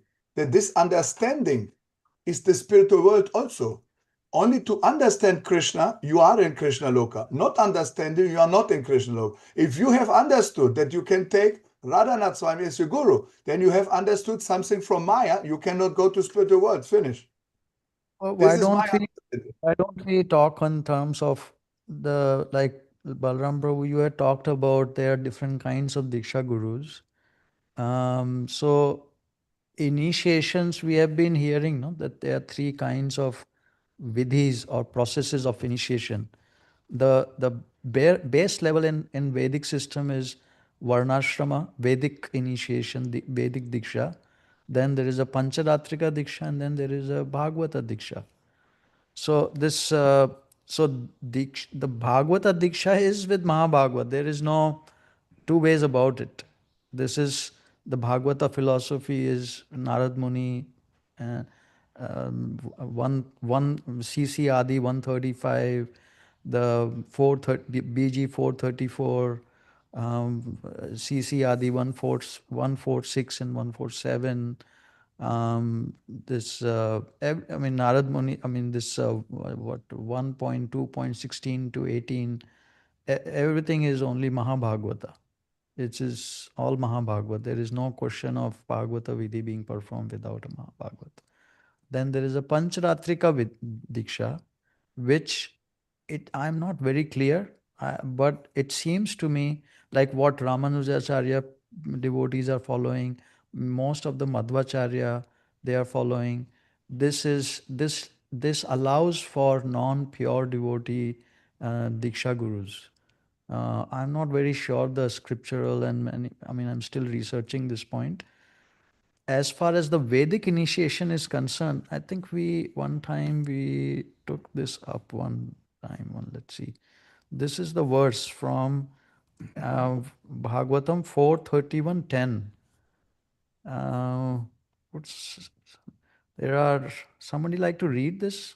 This is a whole discussion about this Vedic initiation process. Would someone like to read? Dharma Bistri Birveha, Saukrasa Vitraya Kikai, Karma Birvatrai Proktai, Pumsopi Vibudayasa. Kim, what is the use? Janma Bihi of birds, Tribihi tree, Va or Iha in this world, Saukra by semen, Savitra by initiation, Yakikai by becoming a perfect Brahmana, Karma Bihi by activities, Va or Trai in the Vedas, Proktahi instructed, Pumsaha of a human being, Api even, the Buddha of the demigods, Ayusha with a duration of life. Translation: a civilized human being has three kinds of births. The first birth is by a pure father and mother. And this birth is called birth by semen. The next birth takes place when one is initiated by the spiritual master, and his birth is called Savitra. The third birth, called Yaknika, takes place when one is given the opportunity to worship Lord Vishnu. Despite the opportunities of attaining such birth, even if one gets the lifespan of a demigod, if one does not actually engage in the service of the Lord, everything is useless. Similarly, one's activities may be mundane or spiritual, but they are useless if they are not meant for satisfying the Lord. Purport by His divine grace, A.C. Bhaktivedanta Swami Srila Prabhupada Ki. The word Saukra Janma means taking birth by seminal discharge. Animals can take their birth in this way too. However, a human being can be reformed from the Saukra Janma as recommended in the Vedic civilization. Before the birth takes place, or before father and mother unite, there is a ceremony called Garbhadana Samskara, which must be adopted. This Garbhadana Samskara is especially recommended for higher castes, especially the Brahmana caste. It is said in the Shastras that if the Garbhadana Samskara is not practiced among the higher castes, the entire family becomes Shudra. It is also stated that in this age of Kali, everyone is Shudra to the absence of the Garbhadana Samskara.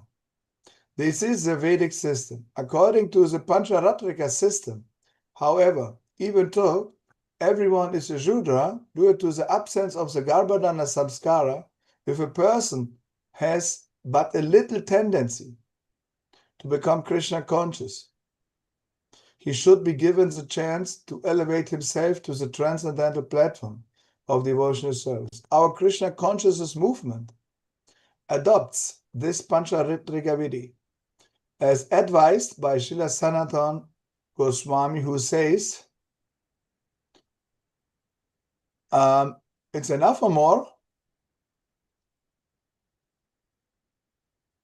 Yatha kanchana tam yati kamsyam rasa vidanata tatha diksha vidanena vijatvam jayate nrinam. As bare metal, when mixed with mercury, is transformed to gold, the person, even though not golden pure, can be transformed into a Brahmana or Dvija simply by the initiation process. Hari Bhakti Vilas 2.12. Thus, if one is initiated by a proper person, he can be accepted as twice born immediately. In our Krishna consciousness movement, we therefore offer the student his first initiation and allow him to chant the Hare Krishna Mahamantra. By chanting the Hare Krishna Mahamantra regularly and following the regulative principles, one becomes qualified to be initiated as a Brahmana. Because unless one is qualified Brahmana, he cannot be allowed to worship Lord Vishnu. This is called Yajnika Janma. In our Krishna consciousness society, unless one is twice initiated, first by chanting Hare Krishna and second by the Gayatri mantra, he is not allowed to enter the kitchen or deity room to execute duties. However, when one is elevated to the platform on which he can worship the deity, his previous birth does not matter.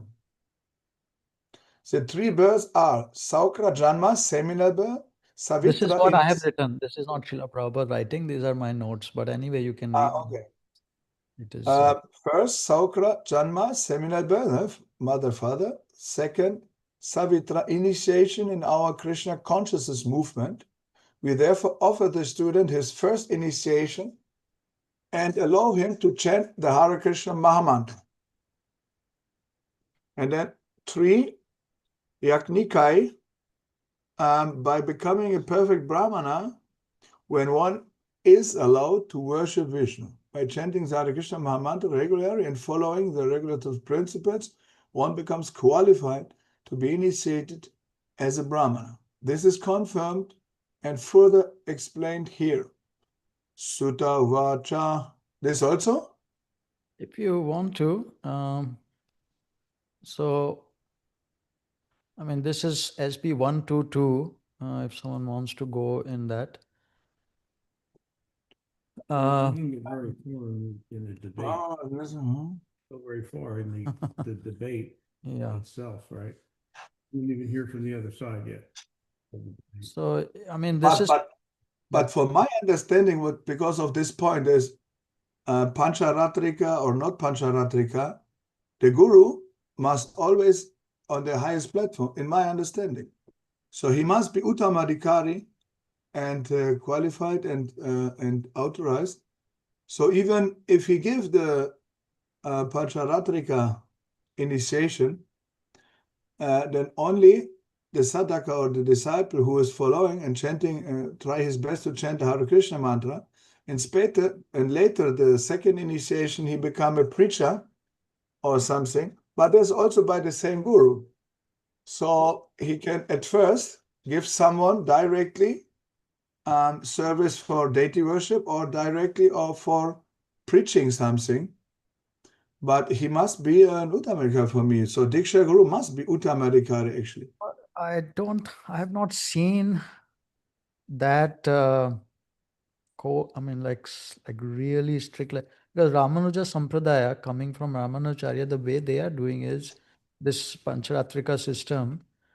There, Ramanujacharya is the Mahabhagavat, but then the devotees in the disciplic succession, no, they are performing Diksha ceremony, but they are saying we are doing it under the instruction of Ramanujacharya. It's like Ritvik, this is like Ritvik, because Madhu Pandit has also explained this. The point is that it is different. Our Chaitanya Mahaprabhu Sampradaya is not that. Our Chaitanya Mahaprabhu Sampradaya is based on CC Adi Leela 135 and the purport by Srila Jiva Goswami 202 from Bhakti Sandarbha. It is Bhagavata Vidhi, which he is quoting from Bhagavatam 3 places. So Bhagavata's Vidhi system is paramount. Without that, in Kali Yuga, Westerners cannot be delivered. Like all over, here, there is one thing. There's Manushya always this is what I understood also. There is need of Mahabhagavata, otherwise the change in the heart they cannot be given. I mean, it's just so Kirata Hundara, that verse is there. Then Chaitanya Mahaprabhu himself is coming to give this benediction. And then CC Adi Leela 1, Adi Leela 7 chapter 171 verse purport is that Srila Prabhupada is saying that Chaitanya Mahaprabhu went around South India. He sent Nityananda Prabhu to Bengal. He sent the Goswamis to Vrindavan to preach. And similarly, he has given the rest of the world to the International Society for Krishna Consciousness to preach to. So that is very clear that for the rest of the world, he is required. I mean, without a personal association, the attachment to a pure devotee, the freedom in the mind and the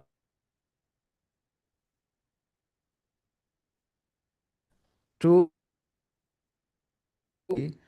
is almost impossible.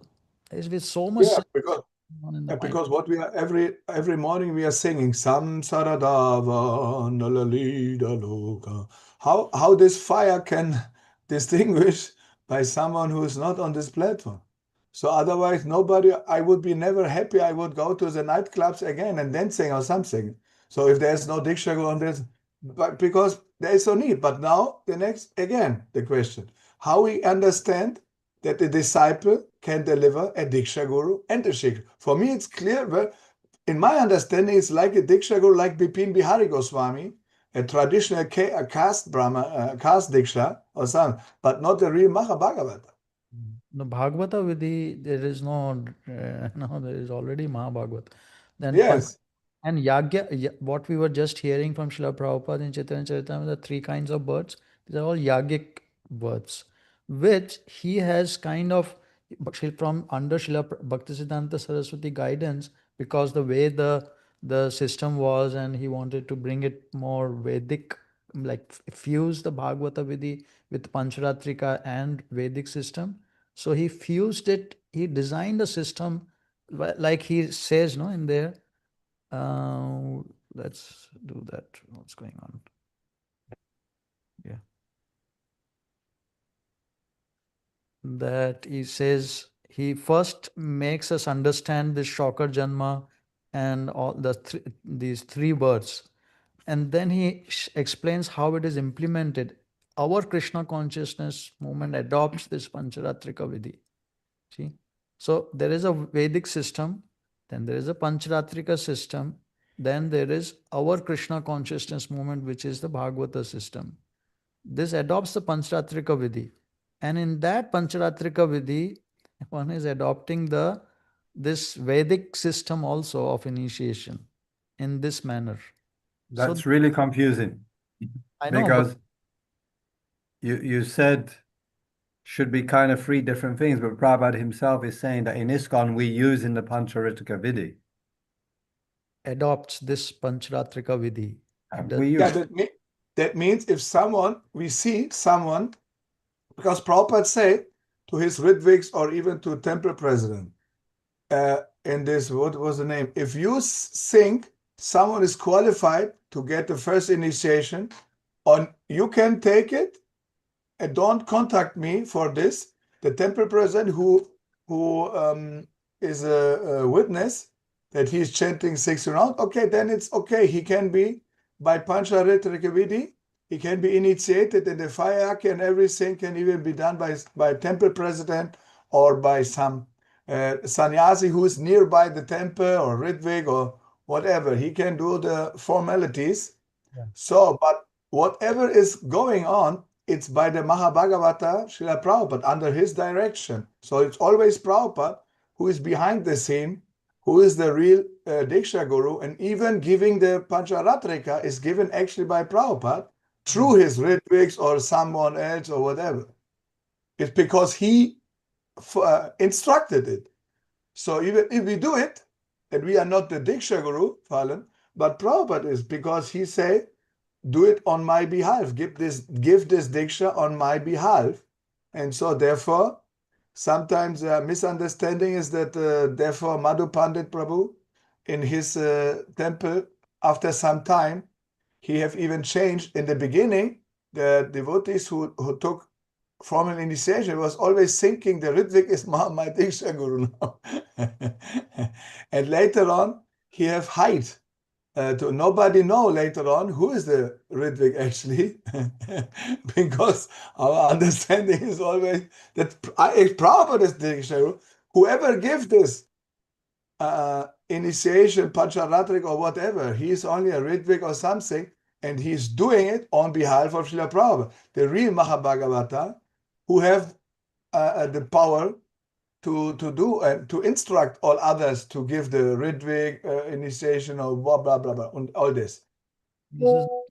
So it's always Prabhupada in the behind the scene must be the real Diksha Guru. That means. Nimai Prabhu, can I just ask, are we still dealing with the main topic, or is this? Yeah. No, main different? topic. Sorry, we always Like go. this question of living guru.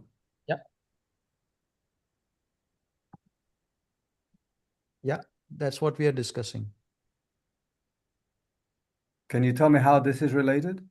Because he is talking about the Diksha Guru can fall down, and so that's how we or like can be raised up and also can be a lower kind of person. So we're talking about that it is a different context he's talking about. The context is there are three kinds of vidhis, processes of initiation, and where Madhvacharya and other the people quote, they are not from the Bhagavata Vidhi system of initiation. Okay, we can carry on now. Madhvacharya's Anuvyakhyana here. The next point that I wanted to emphasize was, okay, you said Shravanam is important. Why don't we do Shravanam from tapes? We have recordings in today's world. We can hear them and the problem is solved. Okay. Definitely Shravana from tapes can be done. But then there is one more thing that has to be done extra. The Bhashya on Brahma Sutra 3.44, Madhvacharya says not just Shravana, but he says Shravana Adi. Shravana Adi should be done under a guru. Shravana Adi means Shravana Manana Nidhi Dhyasana. Hearing, contemplating on that, and practically applying it in our lives. Nice. So these are the three things that have to come together. Now, what Madhvacharya emphasizes is that, okay, Manana Nidhyasana disciple can do when he's alone. No. When a spiritual master gives instructions, he should present it so logically that the logical things he has to meditate on once he goes back. And then for personal application, any of the guidance of spiritual master is required. So all along, personal guidance of spiritual master is necessary. There is no discounting of that. So again, the same thing, Srila Prabhupada already implemented this from 1966 to 77. Everywhere in the world, temple presidents, sannyasis, and all, they were acting their Shiksha gurus. So I don't know what is he trying to say, Rama Prabhu, that Srila Prabhupada didn't implement it well. It wasn't according to Shastra. I don't think he's saying that, but I think he's forgetting that part. And he's just making an argument which is a straw man kind of argument, because Srila Prabhupada already showed it can be done, which is following Madhvacharya system, Srila Madhvacharya system, and taking care of the whole world being preached to, and the Westerners to be preached to, not just in a local place in India someplace. If anyone wants to, jab in, they can anytime. Huh? Yeah, Oh, see, this is oh, the actual uh, problem, is that they're looking to substantiate their guru's position and their own future position. That no, you need a living guru. Don't jump to Prabhupada. You can't accept Prabhupada. It can't be done just on tape. It can't be done just on books. So he's trying to find that all of them are trying to find stuff to validate actually their, let's say, misconceptions. And like you said, if we just take the living guru as sadhu sangha, absolutely we need that. Most of us. There could be a few that don't need on a high level, but and that's why Prabhupada created ISKCON and temples and given us that sadhu sangha is the living guru, right? To pull your ear, as it were. But as you're saying and teaching us so nicely, that the Bhagavad Vidhi is dependent on the words of the spiritual master. Initiation is actually going on through there, and the Pancharataka Vidhi is the ceremony which is done. Okay, but the gurus now are saying, no, you need to physically live in. And I kind of don't get that, because it's like a simple answer. It's okay, when Prabhupada left, there were disciples there who got initiated just one day before, or the same day even that Prabhupada left, or 5 years before. So then how did Or they continue their afterwards, even spiritual growth? afterwards, right? Yeah? Yeah, there's some devotees who were initiated a couple days afterwards, or even weeks afterwards. By tape, right? Yeah. Yeah. So it's like, then just ask yourself, then Prabhupada left, so that means they have to take another living guru. All of them have to take a new living guru. They didn't. So how did they continue their spiritual progress? What was the active ingredient? Prabhupada's Vani. So it's clear. I mean, So I have Right. to. So Yes, please go ahead. yeah, go ahead. No, You no, might there want was to. Christoph Prabhu is saying something, but I will come to it because I just cannot bear it when you say things like okay, yeah, then go ahead. I can be quiet for some you time. say. Bhagavatam Vidhi means words of spiritual master. I feel like it's just one. It is important, but not the most important aspect. The most important is taking shelter of him, meaning getting attached to him. That is being talked, like really being attached to that, because a pure devotee can make oneself attached. So this verse is the basis, Bhagavatam verse. This 2:4:18, Kirata Hunandra Pulinda Pulaksha Abhiras Shumbha Yavana Khashadaya Ye Anye Cha Papa Yad Apashraya Shraya Shuddhyanti Tasmai Prabha Vishnave Namaha. So that is this Apashraya Shraya, having taken shelter of the devotee to the Lord. Doesn't talk about just hearing, just becoming attached to them. Nimai He's, Prabhu. yeah. Taking shelter of their hearing is exactly the same thing. I don't No, know what Prabhu, other idea you have, you become but attached to the person, just like him. how do you become attached? Without hearing also you can, just by seeing, How? just by Tell me how. seeing his photograph, seeing his video, without just on the video. I know people who have. There was one devotee I remember. Like devotee meaning he was non-devotee. I mean, he became devotee later. He just came along while we were watching Srila Prabhupada's video, silent video going on. Srila Prabhupada was just walking on the video, and he was just sitting with me. And then I saw that his whole demeanor changed. Like he started, like his eyes were all filled with tears, looking at Srila Prabhupada. And then he started gradually coming and starting like that. And then gradually he just became a devotee, And attached. how did he? So what was the process next? That is a different thing, Prabhu. Hearing is, No, is one. See, that comes. That is not like apart from it. See, getting the main thing is hearing from Srila Prabhupada. that Of comes. course, from that you're going to develop You attachment. can do, but without attachment, you cannot be Of course purified. you can. Be purified. The way see, this is taking. See, you can say so many things. We hearing have or reading. the scriptures to see. Hearing, reading, same. See, these are all like words. We have to go to the scriptures to know what does it mean to get attached. You know, uh, 4 ways to get attached. We have read again and again from Nectar of Devotion, 7th chapter, first page. We don't want to go to it. And in this also, you can see here, hearing is there, of course, that is definitely there. But there is a personal attachment comes that, oh, this person is so.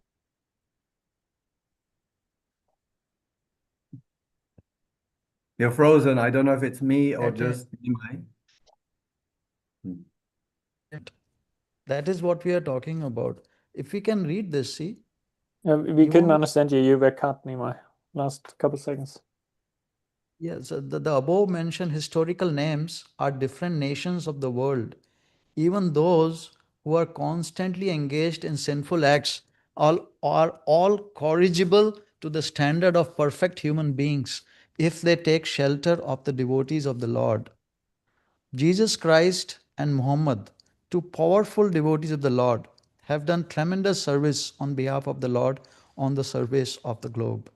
And from the version of Srila Shukdev Goswami, it appears that instead of running a godless civilization in the present context of the world situation, if the leadership of world affairs is entrusted to the devotees of the Lord, for which a worldwide organization under the name and style of the International Society for Krishna Consciousness has already been started, then by the grace of the Almighty Lord, there can be a thorough change of heart in human beings all over the world, because the devotees of the Lord are able authorities to effect such a change by purifying the dust-worn minds of the people in general. The politicians of the world may remain in their respective positions because the pure devotees of the Lord are not interested in political leadership or diplomatic implications. The devotees are interested only in seeing that the people in general are not misguided by political propaganda, and in seeing that the valuable life of a human being is not spoiled in following a type of civilization which is ultimately doomed. If the politicians, therefore, would be guided by the good counsel of the devotees, then certainly there would be a great change in the world situation by the purifying propaganda of the devotees, as shown by Lord Chaitanya. As Sukdev Goswami began his prayer by discussing the word Yat Kirtanam, so also Lord Chaitanya recommended by glorifying the Lord's holy name, a tremendous change of heart can take place, by which the complete misunderstanding between the human nations created um, by politicians can at once be extinguished. So what we were discussing, no, that is 1 to 16. Guruji, I didn't hear one thing there that confirms what you were discussing. We were discussing that you were saying, because we said or I said that Prabhupada's Vani or reading Prabhupada and your heart started to ache or no, Yeah, no, this is higher than that means 1 to attachment to 1 to Prabhupada. 16.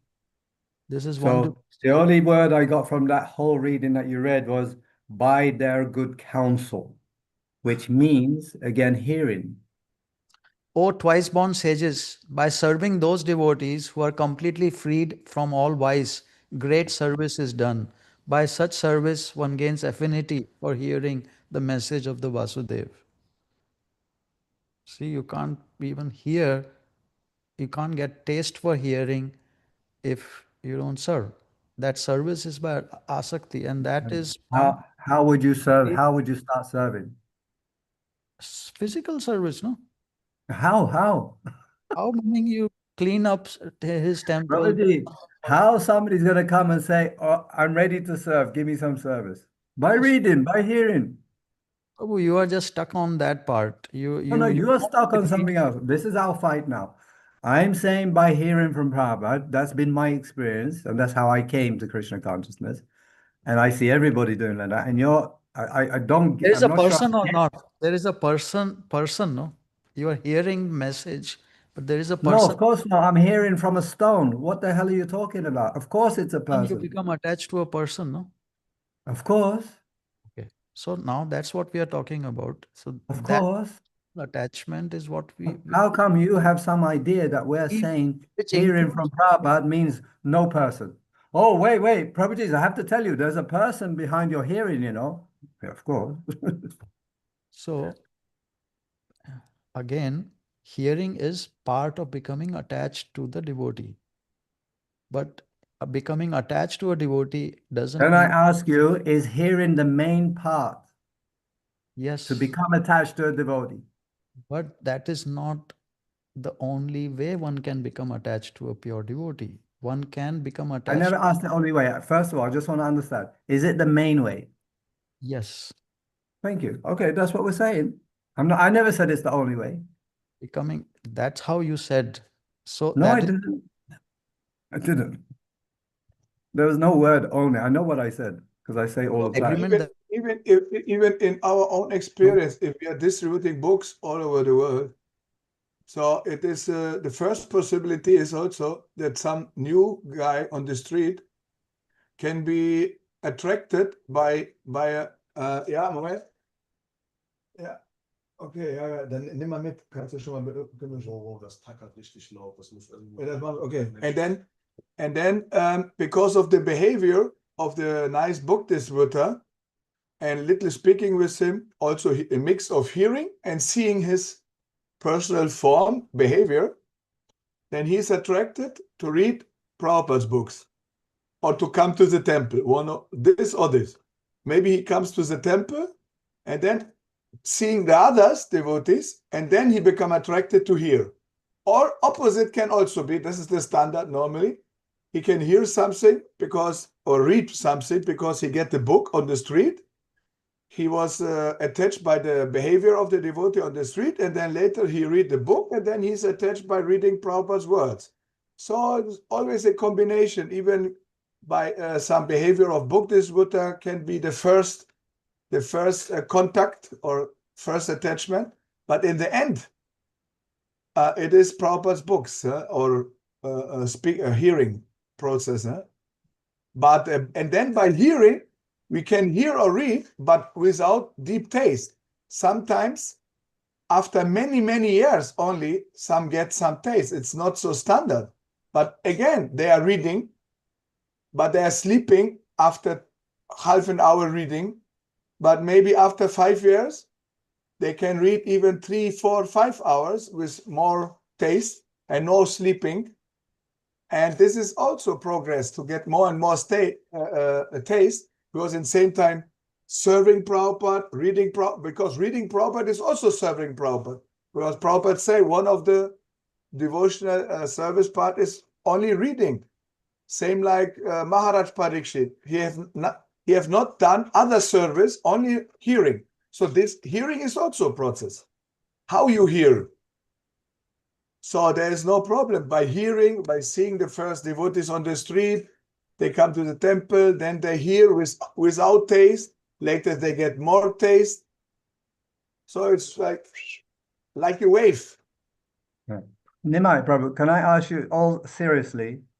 I really want to learn because I said by hearing from Srila Prabhupada, hearing Srila Prabhupada's Bani, and you had this immediate reaction to, wait a minute, I have to correct this, that no, this give me such pain in my heart. So you sense that when we say, or when I say, hearing Prabhupada and his Vani, that it's going to be mostly impersonal, like without a relationship to Prabhupada. For me, it's kind of impossible, illogical. If you hear from Prabhupada, automatically going to get attached to him and you're going to develop a relationship with him. How come in your head or in your understanding or whatever, that you have this feeling that people can read or hear from Prabhupada, but they continue or they build up an impersonal relationship with Prabhupada? Can you explain that a little bit, please? very nice that you analyzed well. Thank you very much. which is the current ISKCON is like that. No? They take Prabhupada like we don't have so much attachment to, let's say, Srila Bhakti. No, sorry. Can I? Sorry. My experience with ISKCON is not that at all. Okay, This if is your experience. you want me to continue explaining that, or you can explain now. Yeah, go ahead. I can't explain because I don't know what you're going to say, but what you are saying right now, I want to tell everybody is incorrect because I don't know. Can I ask you this? Have you ever lived in an ISKCON temple or have you ever spent any length of time in a Yes. temple with ISKCON devotees? Let's not go in that direction. No, I just want to know. I just want to know. That direction at all. We have had so many, we just waste everyone's time. Listen. It's okay. go 2 seconds. Scripture, no, I don't want to do that. Because you're talking about your Scriptural, perception. let's not, I don't want to do that, bro. Let's go scriptural. See, this 135, which we have taken as the central verse where Guru Tattva is being explained by our acharyas, there in that purport, the Bhakti Sandarbha 202 by Srila Jiva Goswami, he quotes 3 different instances of showing Bhagavata Vidhi. One of them was we just read from 1 to 16. Then he quotes from Kapila Muni's pastime of instructing Devahuti, 3rd chapter, 25th verse, 25th chapter, 24th verse. In that, before and after verses are all talking about asakti, the attachment to the pure devotee, sangha, the association. And that association is what Srila Prabhupada writes in Nectar of Instruction, why we have created ISKCON, is hearing and inquiring, taking prasadam together, and exchanging gifts together. There is a reciprocation of, and then he explains about how King Amrish Maharaj was associating with devotees, serving them, and so many ways we serve devotees together, eat with them, serve different services together. So those are all devotee associations, many more devotee associations. So becoming attached to those pure devotees is the way to do Bhagavata Vidhi. That attachment, prasangam, attachment, every learned man knows very well that attachment for the material is the greatest entanglement of the spirit soul. But that same attachment, when applied to the self-realized devotees, opens the door for liberation. And then the symptoms of a sadhu are described, a pure devotee, Maya Ananya Bhavena, which is also Maya Saktena from Bhagavad Gita. Such a sadhu engages in staunch devotional service to the Lord without deviation. And then it goes on, engage constantly. Again, so 24th verse, which Srila Jiva Goswami quotes, which Srila Bhaktisiddhanta Saraswati then quotes in his Anubhashya, and then Srila Prabhupada takes that in his 135. Purport is, "O my mother, O virtuous lady, these are the qualities of the great devotees who are free from all attachment. You must seek attachment to such holy men, for this counteracts the pernicious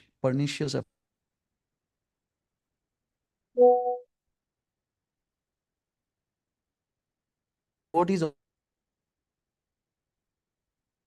Is it me or is Nimai Pandit Prabhu cutting? I am It's cutting. Nimai. It's Nimai. So who are not even in the Vedic culture, they can get attached to pure devotees, and that's how our acharyas are saying, do that in the Kali Yuga.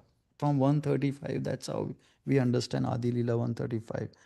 There are many ways to get purified, and Vedic ways there, the Panchratrika Vidhi, which was being given in the previous yugas, which we heard from in the so many ways. But in Kali Yuga, holy name is there, but with that, first the holy name affinity will come by becoming attached to a pure devotee, by just becoming attached to him, by seeing his qualities, by hearing about him, one can become attached from others. So that's why Srila Prabhupada says that for this reason we have begun the Krishna ISKCON. We have read this before also, and same in the association of pure devotees, discussion of pastimes becomes very good. So he talks about how living in the association of devotees and serving the pure devotee is our path. Okay, let's carry on. Yeah. Can I ask you a question on that? Yes, Prabhu. As an example, it's just an example. Don't take it personally. You're pretty much living alone, right? Prabhu, I don't want to go in that direction at all. I'm not. Give an example. This nice devotees are there. Okay, then just I just want to become clear, because we're saying by reading Prabhupada's book, by hearing from Prabhupada, as I just said previously, and you're saying, Why don't we take wait, it wait, our wait, own wait, wait, personally? wait, wait, wait, Personally, wait, why we waste other people's time? wait. And then you seem to say that no, that's just a little part of it. There's another big Little, thing. the most important part, but there is a large part of it is also that one removes the person attachment from Srila Prabhupada, no? Say And that just again. as knowledge and just takes it as knowledge. I've seen that in Radhanath Maharaj's disciples a lot. They're very nice Brahminical devotees. They're very knowledgeable, but they kind of start taking this as a knowledge rather than taking it from coming from this beautiful, wonderful person whom we should be so grateful to all the time, daily basis. You know, so that kind of disconnects it. They lose out on it, and they propagate it everywhere. Then that consciousness. I hear the lectures. No, the attachment to Srila Prabhupada comes out in. It's like you understand the person is attached to Srila Prabhupada. Can't live without that. Always sitting next to one. Srila Prabhupada sitting next to like that. One should be talking, listening, because you are attached. You can't be without Srila Prabhupada. See, but when one is speaking, when one is not attached, it comes out. And one speaks like knowledge which is from Srila Prabhupada, but it is not with living with Srila Prabhupada. One is not attached. So what happens is India, people, this movement is spreading like no problem because they are already Brahminical, very outside the world, it cannot spread without Srila Prabhupada himself doing it. His attachment needs to be there for the conditioned souls to come out so that they can hear in the mind clearly. Mind is so sinful that without this purification by becoming attached to this person, pure devotee, wonderful person, that constant hear, the chanting, no, that hearing, the chanting, the mind doesn't become peaceful enough to hear. The Bhagavatam hearing is not peaceful enough to hear. So one hears it half. So that's why interpretations comes. When it is peaceful hearing, then one can imbibe it. What he is saying, manan and contemplation and everything. He's sitting in South India with like a Brahmana is talking, but he doesn't understand what happens to a Western person who has been eating beef from child, like from mother's womb. For him, only shelter is a pure devotee's shelter. This is such a hot topic for me because that is where the movement is just like dull. Okay, now I think I understand you. You're saying that within the ISKCON camp, they don't have the personality of Srila Prabhupada being pushed forward. And with us, let's say Prabhupada Anugas, Prabhupada's personality is being pushed forward. Is that correct? Is that what you're fighting about? Or even with us? Meaning, whoever is doing it. You're getting cut. Sorry. For attachment to Srila Prabhupada, the person has to be there. Without it, it cannot do it. Oh, absolutely. I fully agree with you. Yeah. Okay, let's carry on. These things may not happen to a complete degree when we are hearing the tapes. So there is no question, there is no discounting of personal guidance from a spiritual master. And the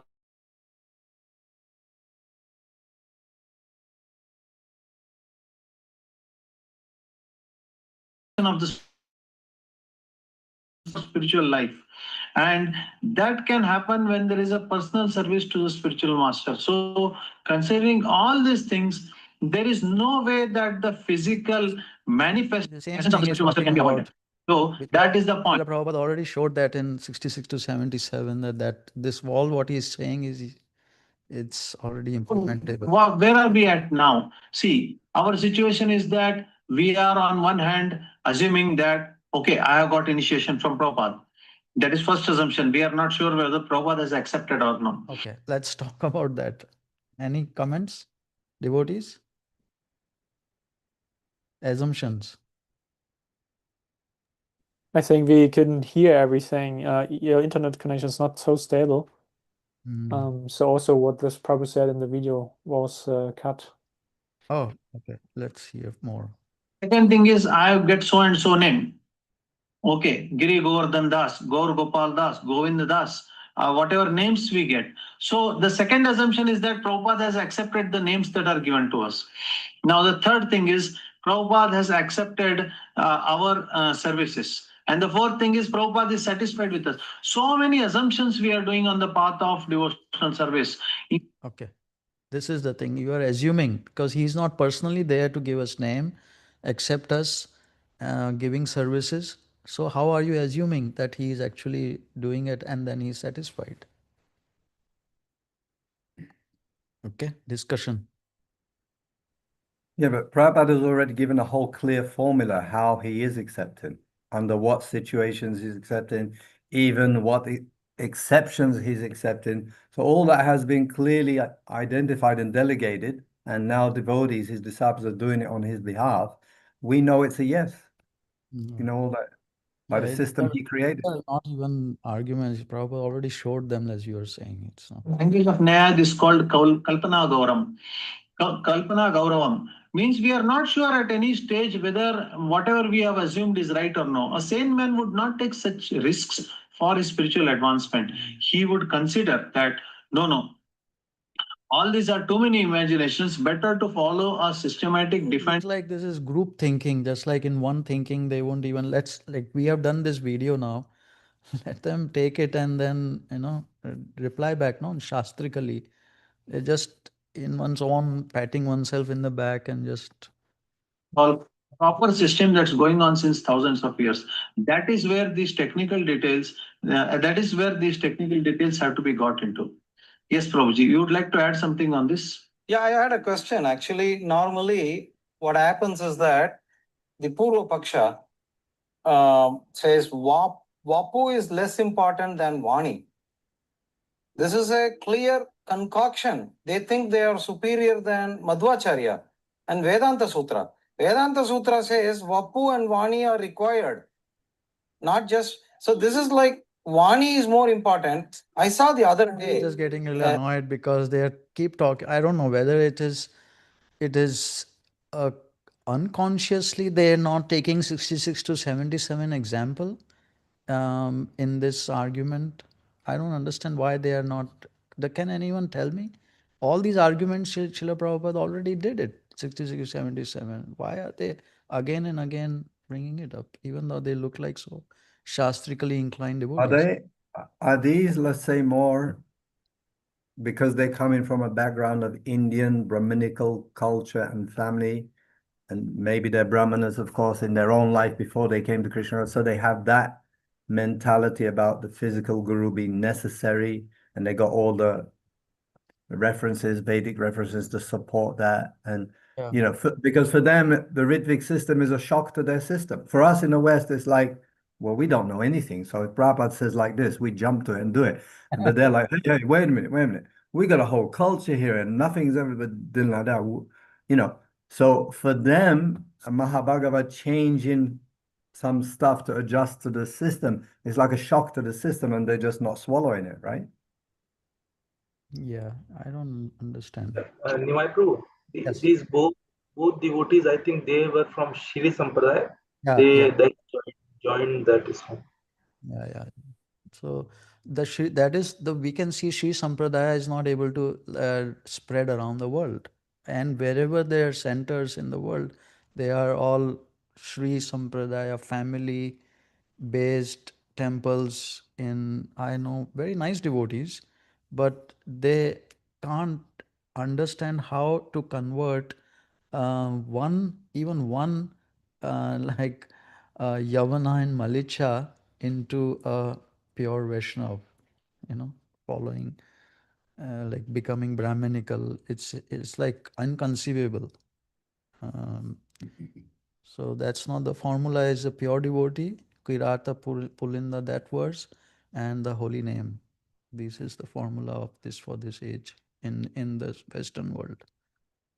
Video by ISKM, a lengthy video. It's a senior most disciple, devotee coming out and putting.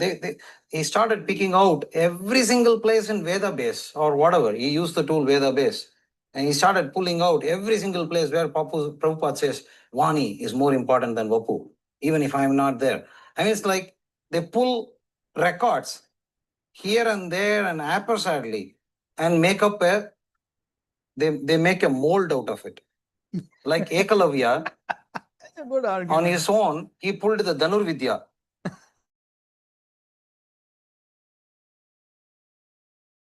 And he made pulling Prabhupada teachings haphazardly, whatever suits me, and making a vigraha or a kind of framework around it, and using it to satisfy my desire. It's not Guru Prasada, it is Sishya Prasada. Because I have an idea how to please Prabhupada. I don't care whether Prabhupada really likes.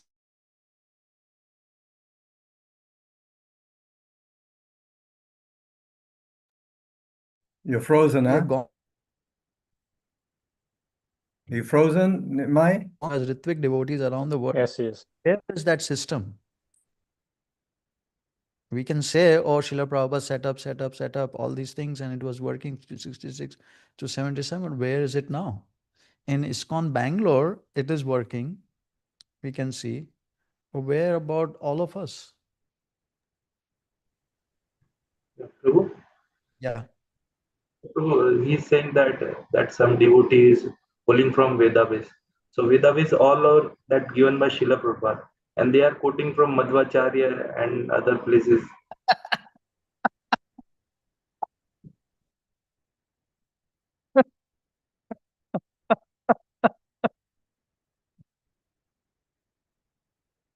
So funny, man.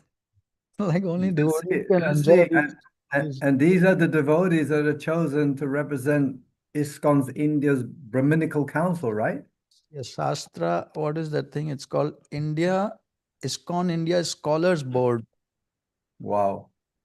Oh my God. The Scholars Board are not going to Srila Prabhupada's words to back that up. But it's Yeah. good actually that people can see them and they But kind of defeat themselves. yeah. Good. Yeah, Prabhu, Yeah, go ahead. yeah, Prabhu, I just heard this video on daytime. So see, this first they are just like from that Bhagavatam, that Brahm Samhita, they are saying that yeah, we can hear from anybody. Just like second that Dhruv Maharaj quote, okay, he can deliver that disciple and that guru. And third point, so they are simply just justifying that thing, that what they become guru, that Balrampur just he quoted, and last three part they will just they saying that Ritvik system is wrong. That generally they are more and less justifying that thing, or justifying that guruship. All about this video is, if you see, they are taking only those topics, just like Madhvacharya, and it is like justification of that. Mhm. Yeah. I mean, they're quoting Madhvacharya, Srila Madhvacharya and all that. It's like making as if we are Brahminical. Okay, now you believe us. We are so knowledgeable and so learned and everything. It's not nice. But the question which he's raising is correct, no? Where is ISKCON for the Prabhupada Nugas around the world other than in ISKCON Bangalore in India format?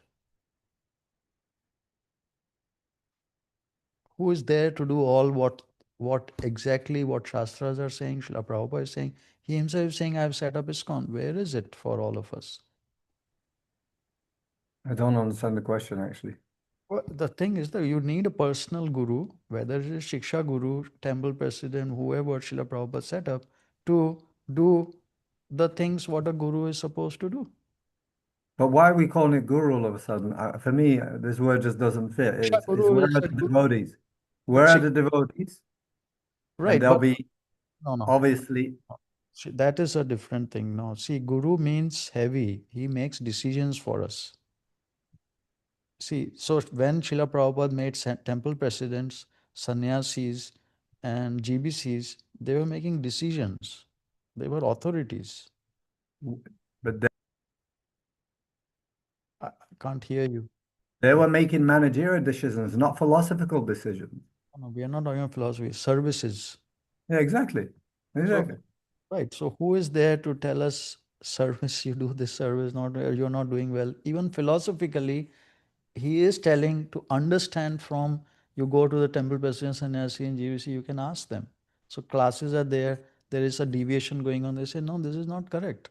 Where you are going is So, what's your question again? Because that I don't get. where You're is saying ISKCON? Srila Prabhupada is again saying, see, ISKCON, he set up. We are saying Srila Prabhupada set up ISKCON in 66 to 77 to show all their arguments, whatever they are making from philosophical, doesn't apply because he did create ISKCON worldwide.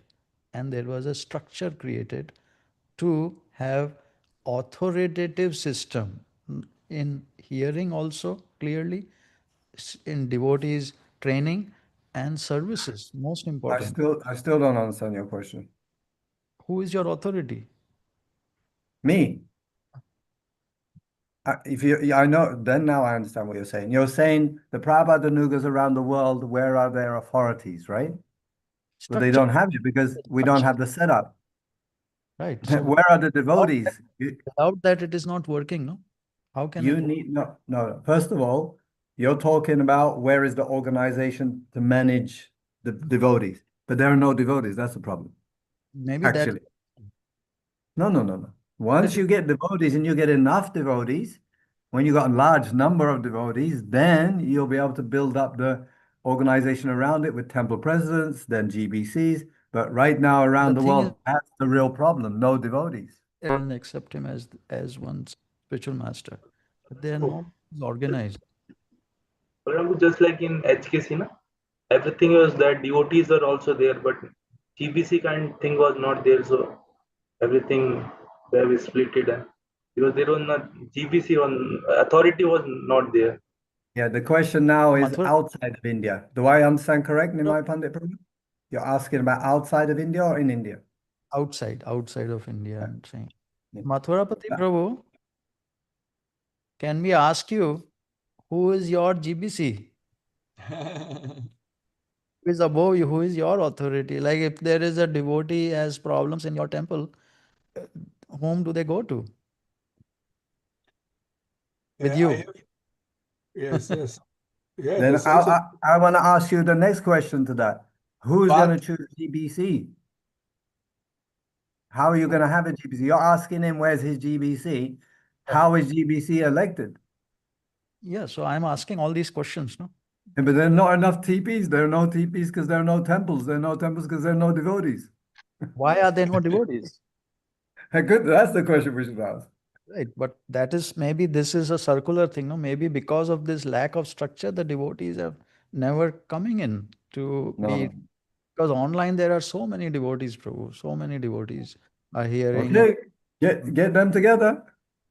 That is the thing, no? Where is the structure? Whom is anyone going to look up to? Okay, this is my, let's say, a guru, a living Babaji, in terms you're of going the wrong way. You're saying we need a structure, but there are no people to put in those places of the structure. There are no people. would it be okay? Just with let us just to maybe think out of the box. Maybe could it be that because there is no structure, Krishna doesn't send devotees to us. He lets them be at home and listening from Srila Prabhupada. Okay, could be, yeah, absolutely true. Then I would ask you, how would you set up a structure in this situation outside of India? There are no devotees, right? So Where how, okay, the devotee, like let's say Mathura there are Prabhu is devotees, there. as you say, there are devotees sitting at home online and not taking part, whatever, I don't know. And you've been trying to do this since 2012, and I've got some experience with you trying to do this. So now you tell us, okay, give us a roadmap from now. Now, I want to ask first Mathurapati Prabhu. He is in this situation. Yeah. You asked because of GBC, huh? This question? Also, yeah, He's and asking, where is your GBC? yeah, Yeah. and just like if you're going in the right direction, with trying to get the farm, whatever, Sankirtan, the way you're teaching devotees in these times, printing books, so many decisions you are making on behalf of Srila Prabhupada. Yeah, but we You have are not also one, agree. we Yeah. have a old senior disciple of Prabhupada, very old. He's Udvaga Prabhu. Uh-huh. He was doing all the preaching service together with Handadutta and in Singapore and everywhere. He's in our congregation. Always, if I have a problem, I ask him also, and he gives me sometimes very heavy pam pam pam. So if I don't know what to do, I always ask them also, and others maybe here in this group or sometimes before I was in some problems with Yashodananda Prabhu, I was asking him also.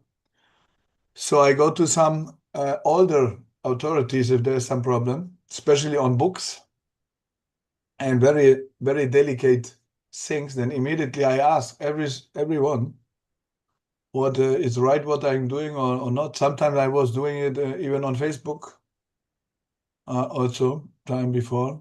And then I ask it Satvik Prabhu, I ask Yashodananda, or you all here or whatever. And Udvaga, he is also authority here for us also. So I ask them, but we have no other structure like GBC directly or all this. So my question is, let's say I know Urduga Prabhu is very nice devotee, but as a principle, I'm saying is that, let's say, like you are preaching now when Prabhu, see, this is not practically, it may not have happened like this, but as a principle, I'm asking the question because he may have been preaching 20 years back, 30 years, 40, 50 years back to new devotees. Yes. Circumstances have changed. So now, if you make certain decisions, Prabhu may not like. He may say, no, this Prabhupada never did like that. And then, but you are feeling, no, this is the right. You understand? Yes.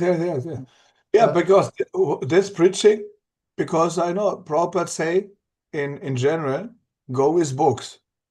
So, and then we are doing book distribution. In detail, where we go sometimes on the street, sometimes on the festival or something, but we are doing what Prabhupada wanted. Book distribution, kirtan, prasadam distribution in exactly detail. Okay, but in general, we do book distribution, we print the books, then we're doing kirtan with other devotee, with new guys on the street, in the festival, in the tent or something, or here in the temple. So it is exactly what Prabhupada wanted, so that we can prove always. So therefore, I'm always on the correct side. So there cannot be, so long we are doing this, there cannot be a mistake, mhm. in my understanding. Yeah. Um, but you are a conditioned soul, no? You are not Diksha Guru. You are a representative of Srila Prabhupada, but Srila Prabhupada had somebody who can correct you. He can say whatever you're wrong. See? Yeah. So even if you don't like it, because somebody is telling no, you it is wrong, you would do it because that's humility then. And then all these structures are not there, no? So one could become as a president like undisputed leader, which is almost like Diksha Guru. One could become like, you know, like, I can decide everything about devotee's life. I am like almost like Prabhupada. All these thoughts could come, in devotee's mind. And practically, it does happen in the Krishna conscious, Prabhupada Noga community all around. We have seen it over the years. Yeah, but we are on time, place, circumstances, so we must go on. So in same time, we must go on. I cannot say, okay, we have not a GBC or something. We should stop the temple. We should stop the preaching. So we must go on and wait for some.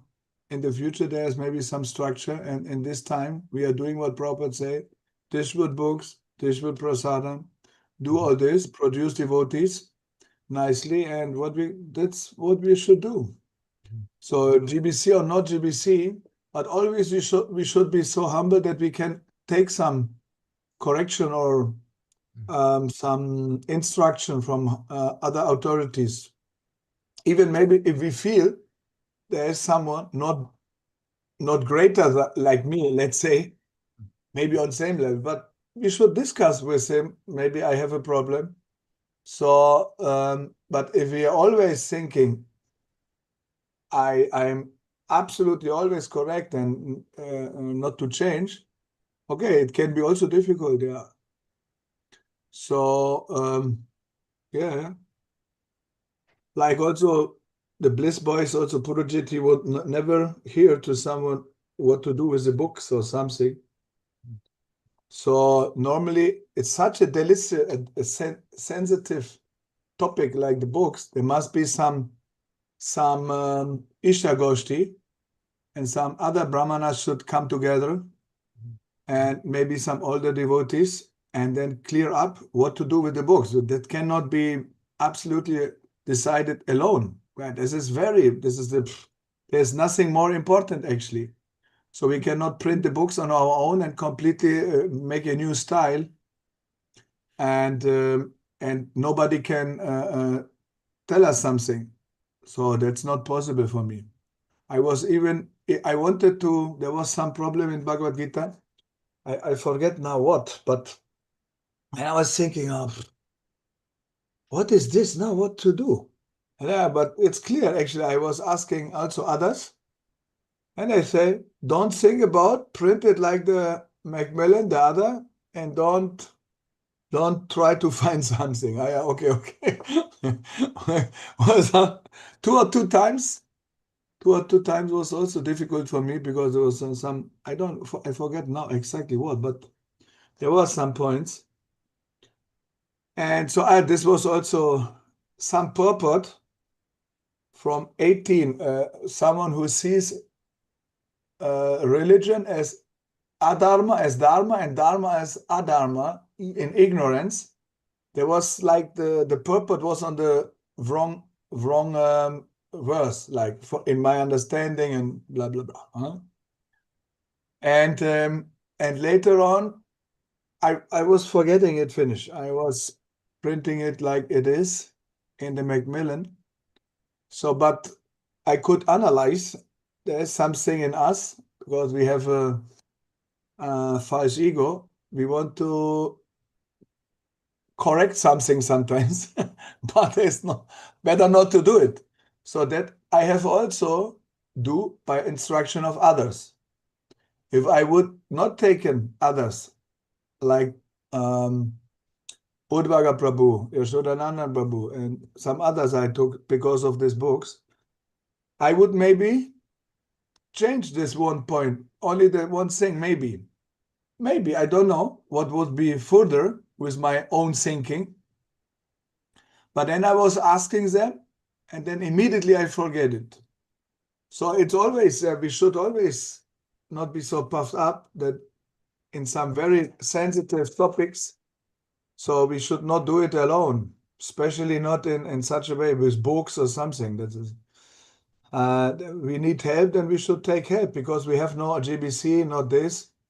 And we can even not ask the other GBC or Bhaktivedanta Book Trust because they changed the books. So there's no more authority even.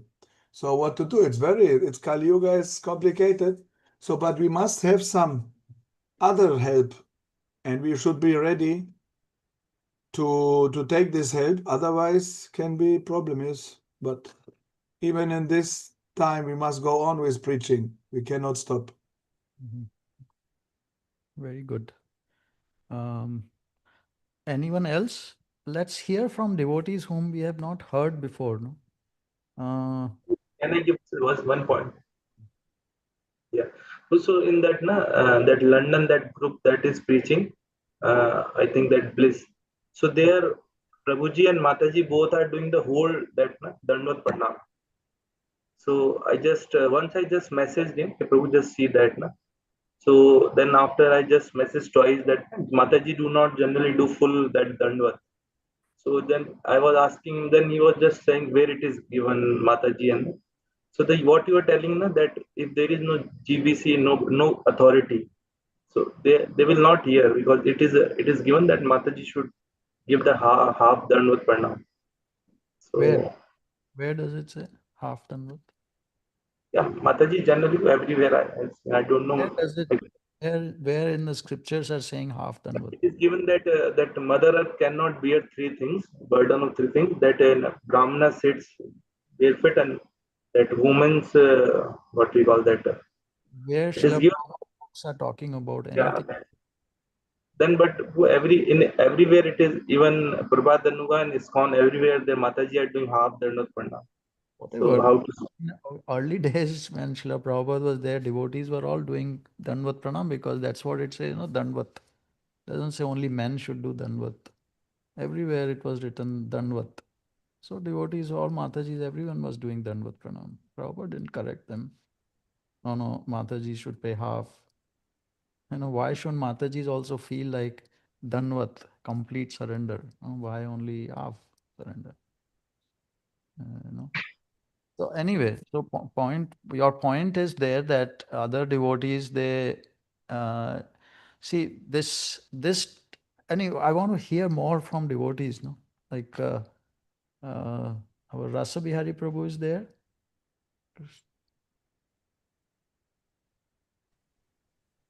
Hare Krishna. Hey, where's my last son? Hare Hey, one moment, Krishna. I must call you later on. Yes, please call me Prabhuji. But you, no problem with chanting you around? It's very hard to chant here. I'm chanting. Yeah, Prabhuji. Yeah, I know, but you know, I still Could you stand up one time before 4 o'clock? Every day I do. Every day. Yeah. Yeah. Nice. Yeah. I'm doing my program here. It's just harder. It's not like being in association. Okay. Come back to us. Yes, I'm definitely coming back, and as soon as my visa allows me to. Okay. What was the question, Nima Prabhu?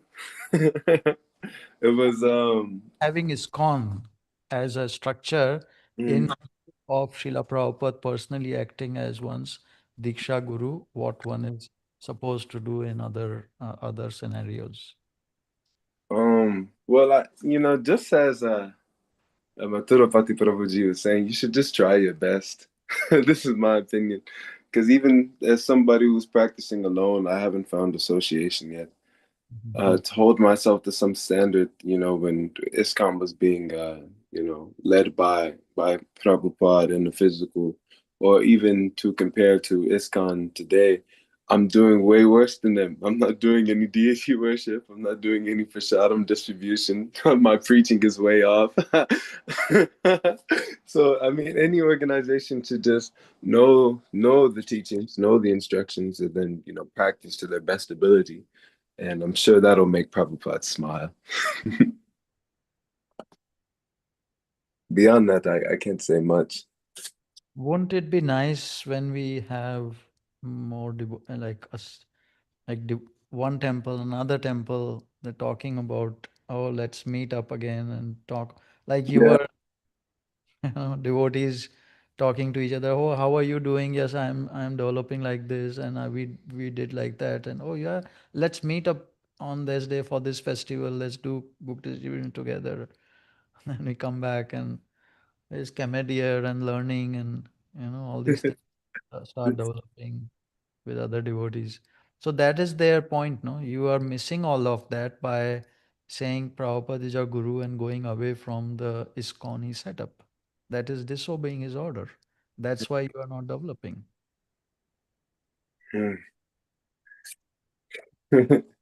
Yeah. All in your own kalpana, what he's saying. Mm-hmm. On your mind, you're developing your own way of practicing Krishna consciousness. Mm.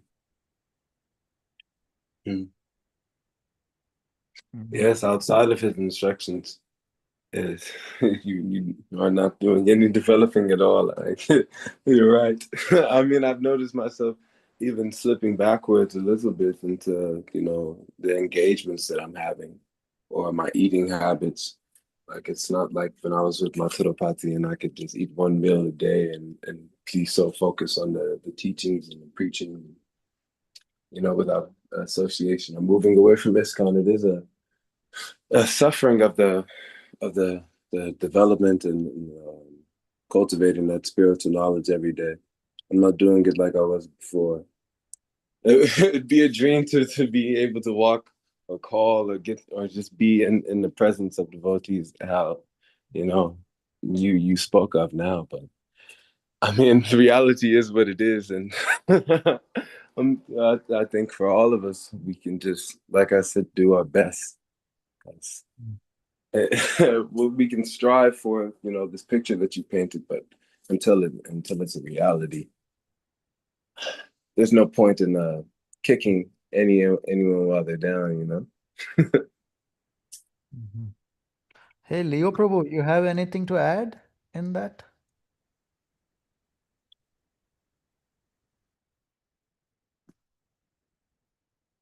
Everyone can establish a temple in his house and he can begin family-wise, himself, his wife, his children. That is wanted. This Krishna conscious movement wants to see that every house has become a temple of Krishna. See? Namahata. This was the preaching, yes. Hare Krishna. Yes. That just popped in my head for whatever reason. Dandavas pronounced to everybody. Very, very, very good, informative discussion. I appreciate everybody's input. So, for me, in regards to the question, I'm not I'm not really qualified to answer that because um I don't have that type of like I'm kind of like an anarchist when it comes down to this, so it's kind of hard for me to provide that type of that structure that's needed. Um, I guess is just having the blessing of Srila Prabhupada. I mean, there is. I was reading ISKM. Um, one of the it was in regards to the initiations after 1977, and it talks about CC Adi Leela 12, text number 8. So it did talk about, it kind of sums up a lot of this, where after Srila Bhakti Siddhanta Saraswati Prabhupada, he left, and it talks about everything that after his disappearance and disagreed is just history repeating itself in a lot of ways. So yeah, that's pretty much what my input there. And so there's going to be schisms. Schisms is going to happen. So there's one part where in the next verse, where text 9, where it says, this verse describes the beginning of a schism when disciples do not stick to the principle of accepting the order of the spiritual master. Immediately there are two opinions. Any opinion different from the opinion of the spiritual master is useless. One cannot infiltrate materially concocted ideas into spiritual advancement. That is deviation. There is no scope for adjusting spiritual advancement to material ideas. That's another thing that popped up after listening to the living guru debate between the two scholars. So my humble obeisances to them is just something where I feel there's some intent, there's good intentions behind their points, but there's also other points as well where it just doesn't add up. As you were stating, Nimai, just Prabhupada spoke about this so many times, and yeah, they want to refer to other type of scripture.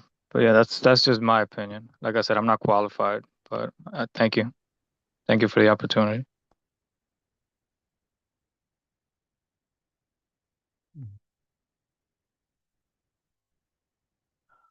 Great. Okay. Nice, Prabhu. Anyone else? Christoph, Prabhu, you have anything?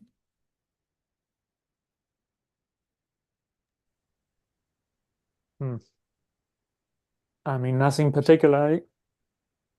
But in terms of GBC, I mean, it's quite easy. Just follow the direction of management again. Reestablish the GBC as it was imagined, and that can be basically done as soon as you have like 2 temples, right? Even probably with 1. I mean, also Prabhupada installed the GBC only when the management of the centers of the temples was more and more time consuming. At that point, he established the GBC, right?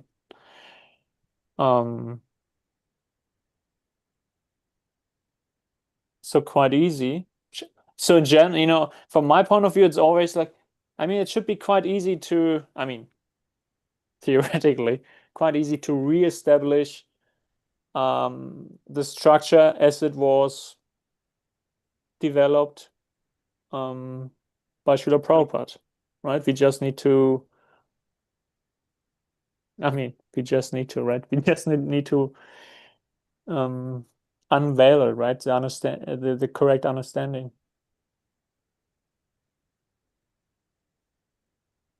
And probably, yeah, I mean, it's still all there, right? It's not that it's like completely defunct or something. So that's all there.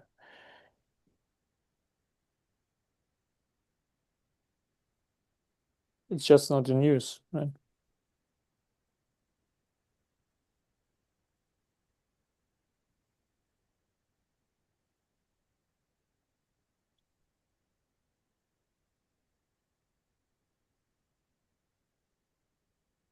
Yeah, that's it.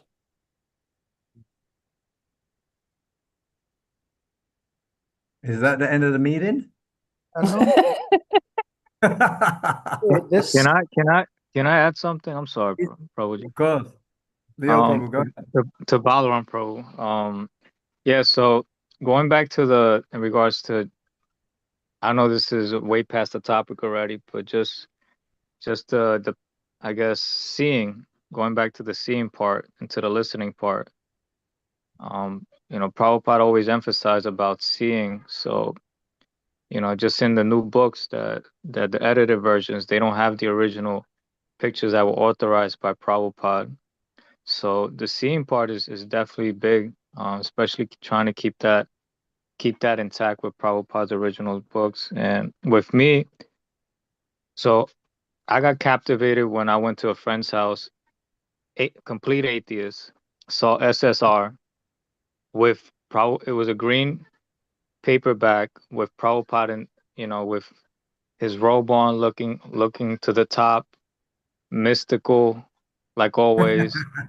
And I'm Yeah. just like, and I'm looking at it, and I just gravitated towards it. It did say science of self-realization, but it was just Prabhupada. It wasn't nothing else that really attract. If like the thing is, I see the new one where it has Vishnu, right? It has Vishnu there. I don't know. I don't know if I would have been attracted to it. I'm not too sure, but I was definitely attracted to the Prabhupada one, and I still am, even though I have nothing against the Supreme Lord. You could say it's almost like with the gopis when Lord Narayan came and they just they just bypassed him and said, "Oh, where's Krishna?" Kind of in that sense. That's kind of like, I don't know. That's where I was at that point. And I still am, and it's cultivating more and more. So That's just wonderful. So to hear a devotee right at the beginning to be attracted to Prabhupada's picture and his face and catch some relationship. For me, it says immediately you were connected to Prabhupada in the past, definitely. I mean, I was in a dark place, low self-esteem. You see this elderly man with his chin all the way up. It's like, you know, that's confidence. That's you don't see that. You don't see that, probably. So yeah. Mr. Transcendently Cool. I remember we were distributing books in Grand Central, and I used to go every day there, and I didn't know how to distribute books early. So I was like, I had this Science of Self-Realization, and with the cover of Srila Prabhupada with this chin up and like that. I'll just show that picture to everybody, and so many people would stop and look at the picture and like it was striking. It is striking. See, who is this? Many Very, very I remember captivating. people buying the book just because of seeing that picture of Srila Prabhupada. So, Yeah. okay. So, what I want to talk about, no, is this thing about when Srila Prabhupada says, "I have set up the framework." You heard Prabhupada say that, no? Let us look at this. This is in relationship to the living Guru. See, let's look at this. Okay, so talking about Prabhupada, so we shall increase. You can increase the number. So according to vacant position, okay, this is about GBC, constructing making more GBCs in May 25th. So anyway, and then you have to reorganize the zones, 15 zones. Rupanuga, this is much better if we are actually expanding. Prabhupada, yes, we must expand. We must expand. Now the framework of expansion is done by me. But they should be solidified. Just like your skyscraper building, the framework is done, then they are made nicely air conditioned and covered by glass. It makes a nice house. Similarly, so far the framework is done, I have done with your help. Now we have to push this movement. It is very important movement. It is not a farce. It is actually for the benefit of the human society. That he says that often, again and again and again. He says, yes, actually there is now a skyscraper framework. Now you have to decorate and cover it nicely. This is which year? 71. To construct the form is the difficult portion of the adventure. But when it is there, it is not difficult to finish it. Simply, it requires a little taste. I am always thankful to Krishna that I have somehow got so many wonderful boys like yourself to assist me in this way. Now it is practically in your hands to finish and push on what I have started. See, Prabhu, this part, no, the construct, the form, the difficult portion of the adventure. See, I don't know. This is my life. This now the framework is again dismantled to some extent. We can, that's what I want to talk to you about, how to, whether, what was the framework, what is still existing, what is not existing, and what we can do to again set up that framework. See, this is the adventure part because it has been dismantled, no, to a certain extent. So that adventure, we can do this now. This is the big service that has been, given to us. So Srila Prabhupada again says, again in 71. So practically speaking, it appears my work in America and the Western countries has been now successful. And everything is now going on very nicely there. Because by Krishna's grace, I have got good assistants like yourself, therefore I am successful. Now I have built the skyscraper framework. You fill it nicely. Again, it's just music to my ears, so I'm sorry, I'm just going on and on about this. Yes, so there was hard struggle. It is not so easy from 1965 to 66, 86, 7, regular hard struggle. Hamsadutta, yes, I know that's a crisis. Yes, you know that, hard struggle. So Krishna gave us some facility.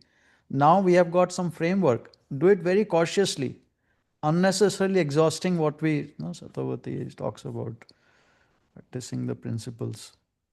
So, and then let's see, 76 he's talking about. Okay.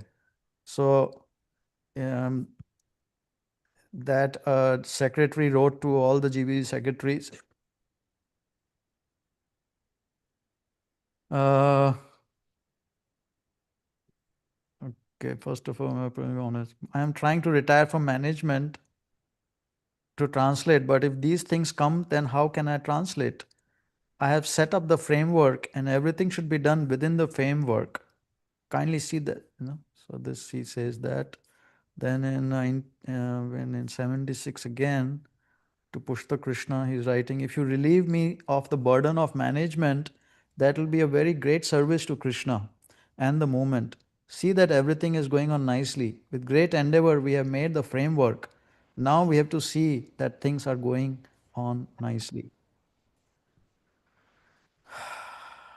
Is there anyone? Rudy, it seems like you're trying to focus on management, which only would come naturally into question when there is a community. But if there's no community, it's kind of, the horse before the cart. Is that what I say? The horse before the cart. If you're trying to organize a management, because that's what I felt like in 2012 when we were going around trying to have meetings in Europe and somehow get GBC elected or whatever. When I look back at it now, it's like, actually, there were no devotees. So what I learned from that and realized from that is we got to push forward and make devotees, devotees, devotees. And as devotees come, there'll be naturally temple presidents in each area, like Germany, like London. And from those temple presidents, they will take time for them to develop a relationship with a senior or same level person that they trust and have faith in, that when they come with a Hare question, Krishna. they'll give a good answer. And that relationship to trust, like Mathurapati Prabhu, for him, he's local there, he's the temple president there, he's on the ground, he sees everything. But to put some trust in some GBC, give him the power to possibly overrule him, is going to take a good relationship, a loving relationship, a brotherly relationship, let's say. That's going to take years to develop. And right now, the Prabhupada Anuga group, they're, sorry to say, really useless at this. They're very good at just fighting each other and saying, I am right, that one is wrong, that one is wrong, that is wrong. So no, there's nowhere near close to somebody feeling I can trust this senior person. Bangalore has it very nicely set up. So maybe we should just roll under Bangalore. Okay, so why don't we let's talk about first thing. I mean, these are all great points, and we should discuss them. But why don't we start at the first thing from next week onwards? What is Srila Prabhupada saying, the framework? What is that? You are assuming, I'm not saying you're wrong, I'm just saying that at this stage, you're just assuming that that means GBC management. Maybe Srila Prabhupada is talking about framework, many different aspects of in the framework when he's saying skyscraper framework. So see, since 1990, when I understood that this is going on in the moment, I tried to understand what was the key ingredients of how he implemented a Vedic system into New York and the Western society. And actually, as I did, like when I came here 2000, I wanted to understand. I came and then I tested many things. So, and from Srila Prabhupada's words so why don't we, I mean, that's my service, like everyone else has different services.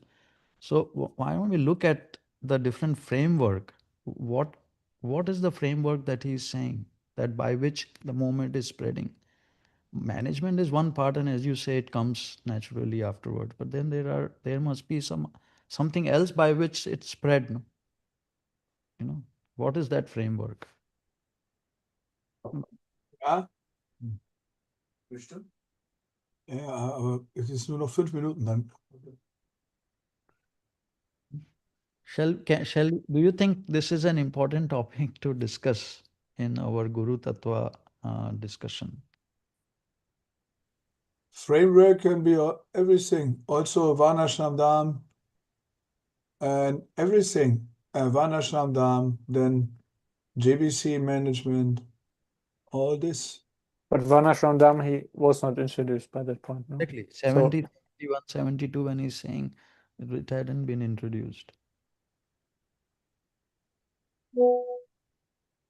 What had he introduced by that time by which the movement was spreading without him personally being a guru, like what these devotees were saying, a living guru of these disciples? Yeah. I'm not particularly attracted to this topic because I'm like, why are we going to discuss it and waste time on it? For what? We don't, for me, so convince me of this, that we don't have the devotees to be thinking about framework. Right? I mean, practically speaking, we don't have any devotees outside of India, more or less, right? And very, very tiny, so it's more or less.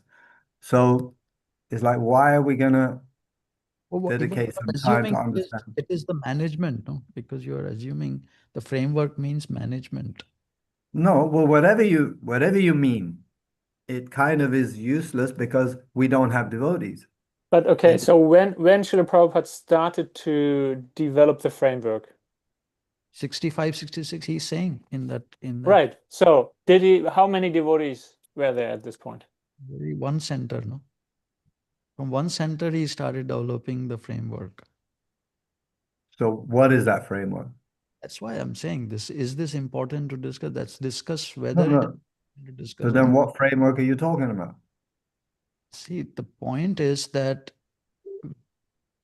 I mean, I know how the Prabhupada wants me to wake up at 3:30 in the morning, chant 16 rounds, all that blah blah blah. My own,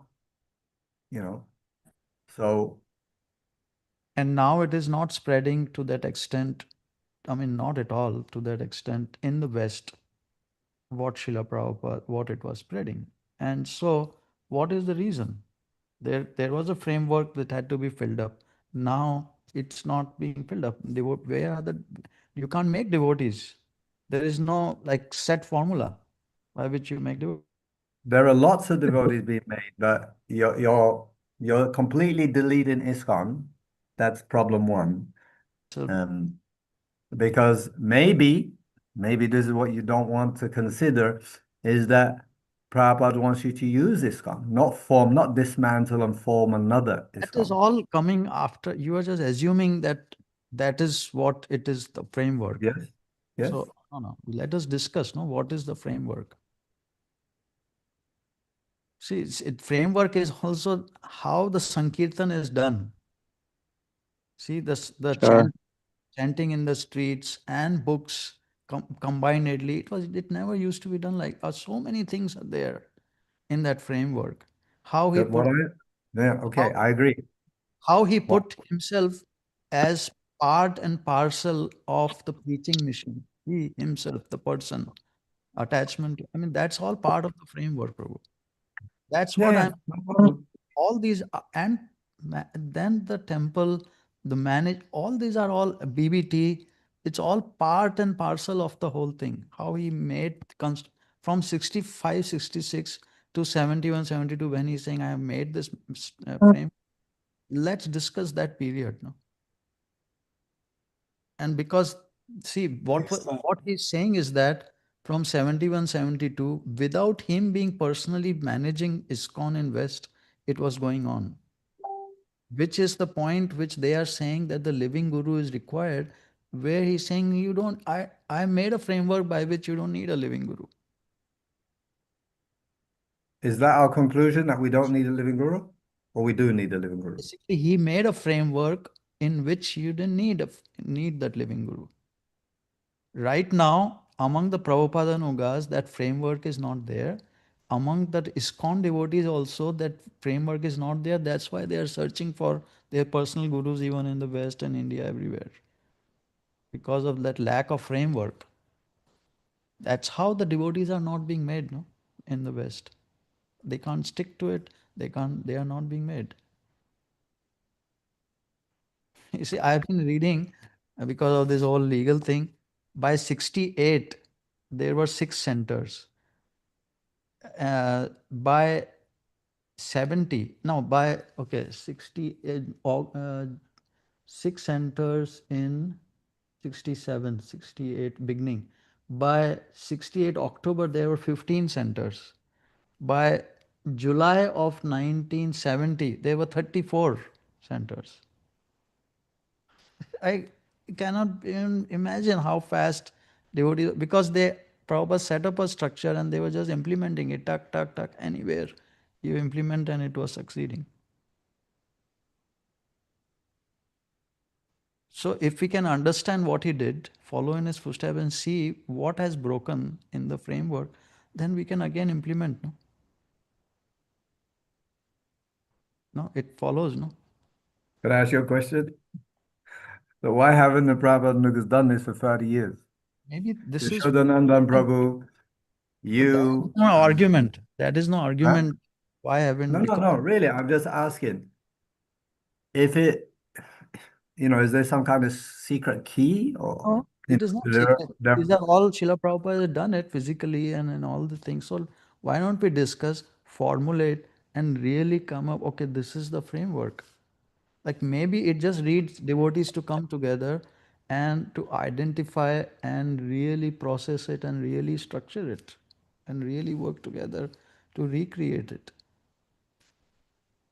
I mean, I personally, I can tell you that I'm in that process. It isn't Prabhupada saying, no, the forming is the adventure.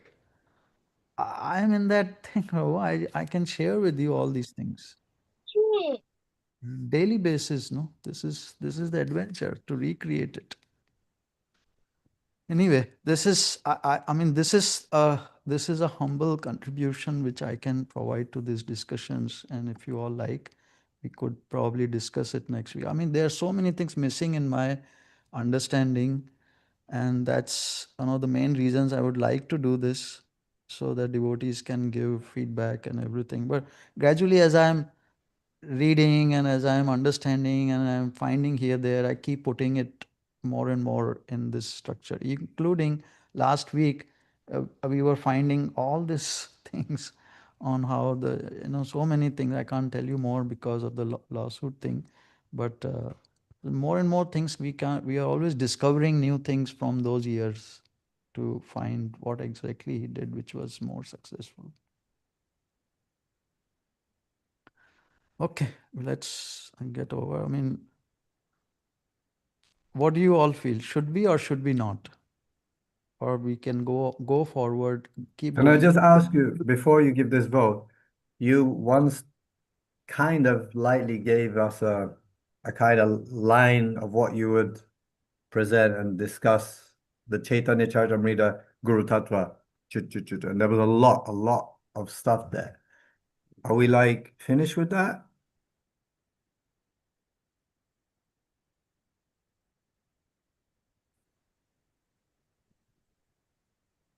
Not finished. So see, Adi Leela 134, no? 135. We are still in Adi I Leela. must go, Prabhu. Yes. I Hare have to Krishna. go, huh? Hare Krishna. Please try to come next week, Yes, Prabhu, yes. and discuss this frame. Haribol. Haribo Prabhu. I contact you later. Okay, Always. I'm free. Okay. So see, this is talking about association of devotees. The first two paragraphs, of course, pure devotee, and one must devotee for such association can condition soul. So this part is where we are talking about, as we saw in Srila Prabhupada when he's quoting that particular thing is from third canto, 25th chapter, 24th verse, where Srila Prabhupada talks about ISKCON. He has created ISKCON for this devotee association. So that is why we are talking about that aspect. That without at which, that's why I want to take this up, this what they're talking about living guru, why we in Prabhupada Nuga community, we are not finding, success is a good portion is because of what they are saying, that living guru is of which was being provided by an active real ISKCON is not existing. And one aspect is that. So, I mean, I feel like to set up a proper ISKCON or structure is now what we need to do, all of us, to see all of us succeed in individually and have those devotees which Srila Prabhupada is training on his own through his books and YouTube and videos and everywhere. They could then come for further purification, understanding, and training in a structure format. Chanchalpati Prabhu told me in 2001, I remember. I had just come back from the US and there were many devotees somehow with Krishna's arrangement. So he told me, "Oh, now I heard you are temple president." I said, "Prabhu, no, I'm just leading a Sankirtan." He says, "See, if you make a structure, in your group, then Krishna will send more devotees. Otherwise, he will not send." Yeah, I have experienced that too. Okay, Hare Krishna. But shall we meet and discuss this topic or not? This topic is very interesting to me because I've always, since I've been, part of this community, wanted to know, what I can do to get more people in. Because being someone who did book distribution from the very beginning, most people aren't interested in reading, and they're really not interested in God. So, especially a God that they're unfamiliar with as well. So, the framework is something that, I feel could definitely put me in a predicament or a position that while I'm by myself, I can still do something for the movement. So if you have any text that I should read beforehand, I'm very curious about this lawsuit that you've mentioned, because I've only heard little bits and pieces about it from Balaram Prabhuji. So, I'm interested, and I want to do some preparation before the next meeting. Good. Let's hear from others. Rancho Prabhu, you want to say something? Yes, Prabhu. This we can discuss about this framework. Yeah, definitely structure is required. Yeah, in Ritvik devotees, yeah, everyone is just practicing in their homes. Definitely, temple or temple president, a structure is definitely not there. And whoever is having the structure, like they're just visible in the outer space. If you see like Bangalore or ISKM, or they are just visible, and the ones who are practicing in their homes, like meet online, and then yeah, definitely I feel, yeah, we can discuss. This is a good topic, I would feel. Pradyumna Prabhu, you want to say? True. One thought came in mind that we can continue this Guru Tattva in one discussion, and we can have one other day, or like this we can also do, because this is very important. We are going very slow in that also. So if we can start a second, it will give more and more people who are connected to it, they will join it. Like if we do this topic or Guru In in Tat- in, in other time, other just like every Wednesday we are having this, Yeah. and if we can start this just like in some other day, Saturday or any day, if we can start that. I was thinking of taking up Saturday or Sunday on Varnashrama topic, because many devotees have been telling, Let's discuss that," and they are waiting for it. I told them I have to submit this filing in the case. Once that is done, we will start weekly, because I can't do more than a week, 1 day a week right now.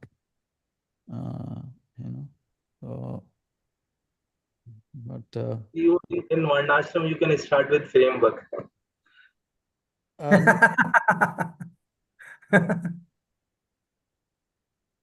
because probably We can't hear you. You're cutting. Nimai Pandit Prabhu. 71, 72, he already said he has set up the framework, which was much before he started talking about Varnashrama. I mean, I don't feel framework is separate from Guru Tattva because framework is part of Guru Tattva. That's what I feel. How? Why? Because, like, just now, as you read, Prabhu, like Prabhupada mentioned, like, I have already done the framework. You have to just do it nicely, polish it like that. But I feel like when we are away from ISKCON, because the ISKCON is now like a part of a Guru system going on. Like when we are away, that means we are away from the framework and we have to start a new framework, which, like, according to Prabhupada instructions, it looks like we have to start everything from scratch because it was done by Prabhupada. It was done completely. And now it is becoming difficult for all Ritviks because everything has to be done from scratch. Everyone is scattered here and there, so everyone has to unite, or like it's very difficult. So I feel like because most of them, like, they're not able to understand the living guru can be a Siksha Guru. This itself is part of framework. That's what I feel. Okay. Maybe I we think just I'm said sorry. that, na, because they have no framework, because they have no framework, they want a living guru. So it is a part of Guru Tattva also. Right. Very good point. And Leo Prabhu, you were saying? Yeah, I think we should definitely invite again Krishna Kishore Prabhuji, because he has a he has definitely has a he has momentum, Very good devotee. out in Mexico. So yeah, and Right. also um yeah, the Maturapati, I believe that's his name as well. Yes, if he could definitely, provide, just as you have the background as well. So I guess the more people who have that experience, I think you should invite Madhu Pandit maybe, Yeah, one time we invite or him. anyone else. I'll see if I know anyone else that could probably provide insight. But another thing was that um speaking about the early days of Prabhupada is seeing what was the mood, especially when it comes down to Western. Because I guess that's the main thing, is the mood, that kind of it intersects with structure. So in a lot of ways, so it I mean that's just my opinion. Because the mood before, like you were saying, with Harinam, with Sankirtan, is definitely different from now, compared to now. So, and there's other elements as well, generational gaps and etc. So yeah, I just wanted to provide that. Good. Anyone else? Yeah, so I think also it's really connected with Guru Tattva in the sense that it's a manifestation of Prabhupada's will, right? So the framework that he established is a manifestation of his will to ensure that his will continues onward. And because it's now more or less dormant, or not in the framework is not there, the exact framework is not there, so the will is also inhibited. And if it's once again reestablished, then automatically also that means, okay, this assures that Prabhupada's will can continue, or can again be fully manifested. And Srila Prabhupada writes, no, that to construct the form of that framework is the difficult portion of the adventure. I'll put it here. Okay. So Balaram Prabhu, do you feel we should do that? Everybody's free to come or not come. All right. Okay, let's do that and call it a day now. Thank you very much. Vancha kalpatarubhyascha kripa sindhubhya. I can circulate some things what I have been like notes, and we can discuss. And if you have anything, people can talk about it in the WhatsApp group. And okay, Hare Krishna, Rasa Bihar. Hare Krishna. Srila Prabhupada. Bye.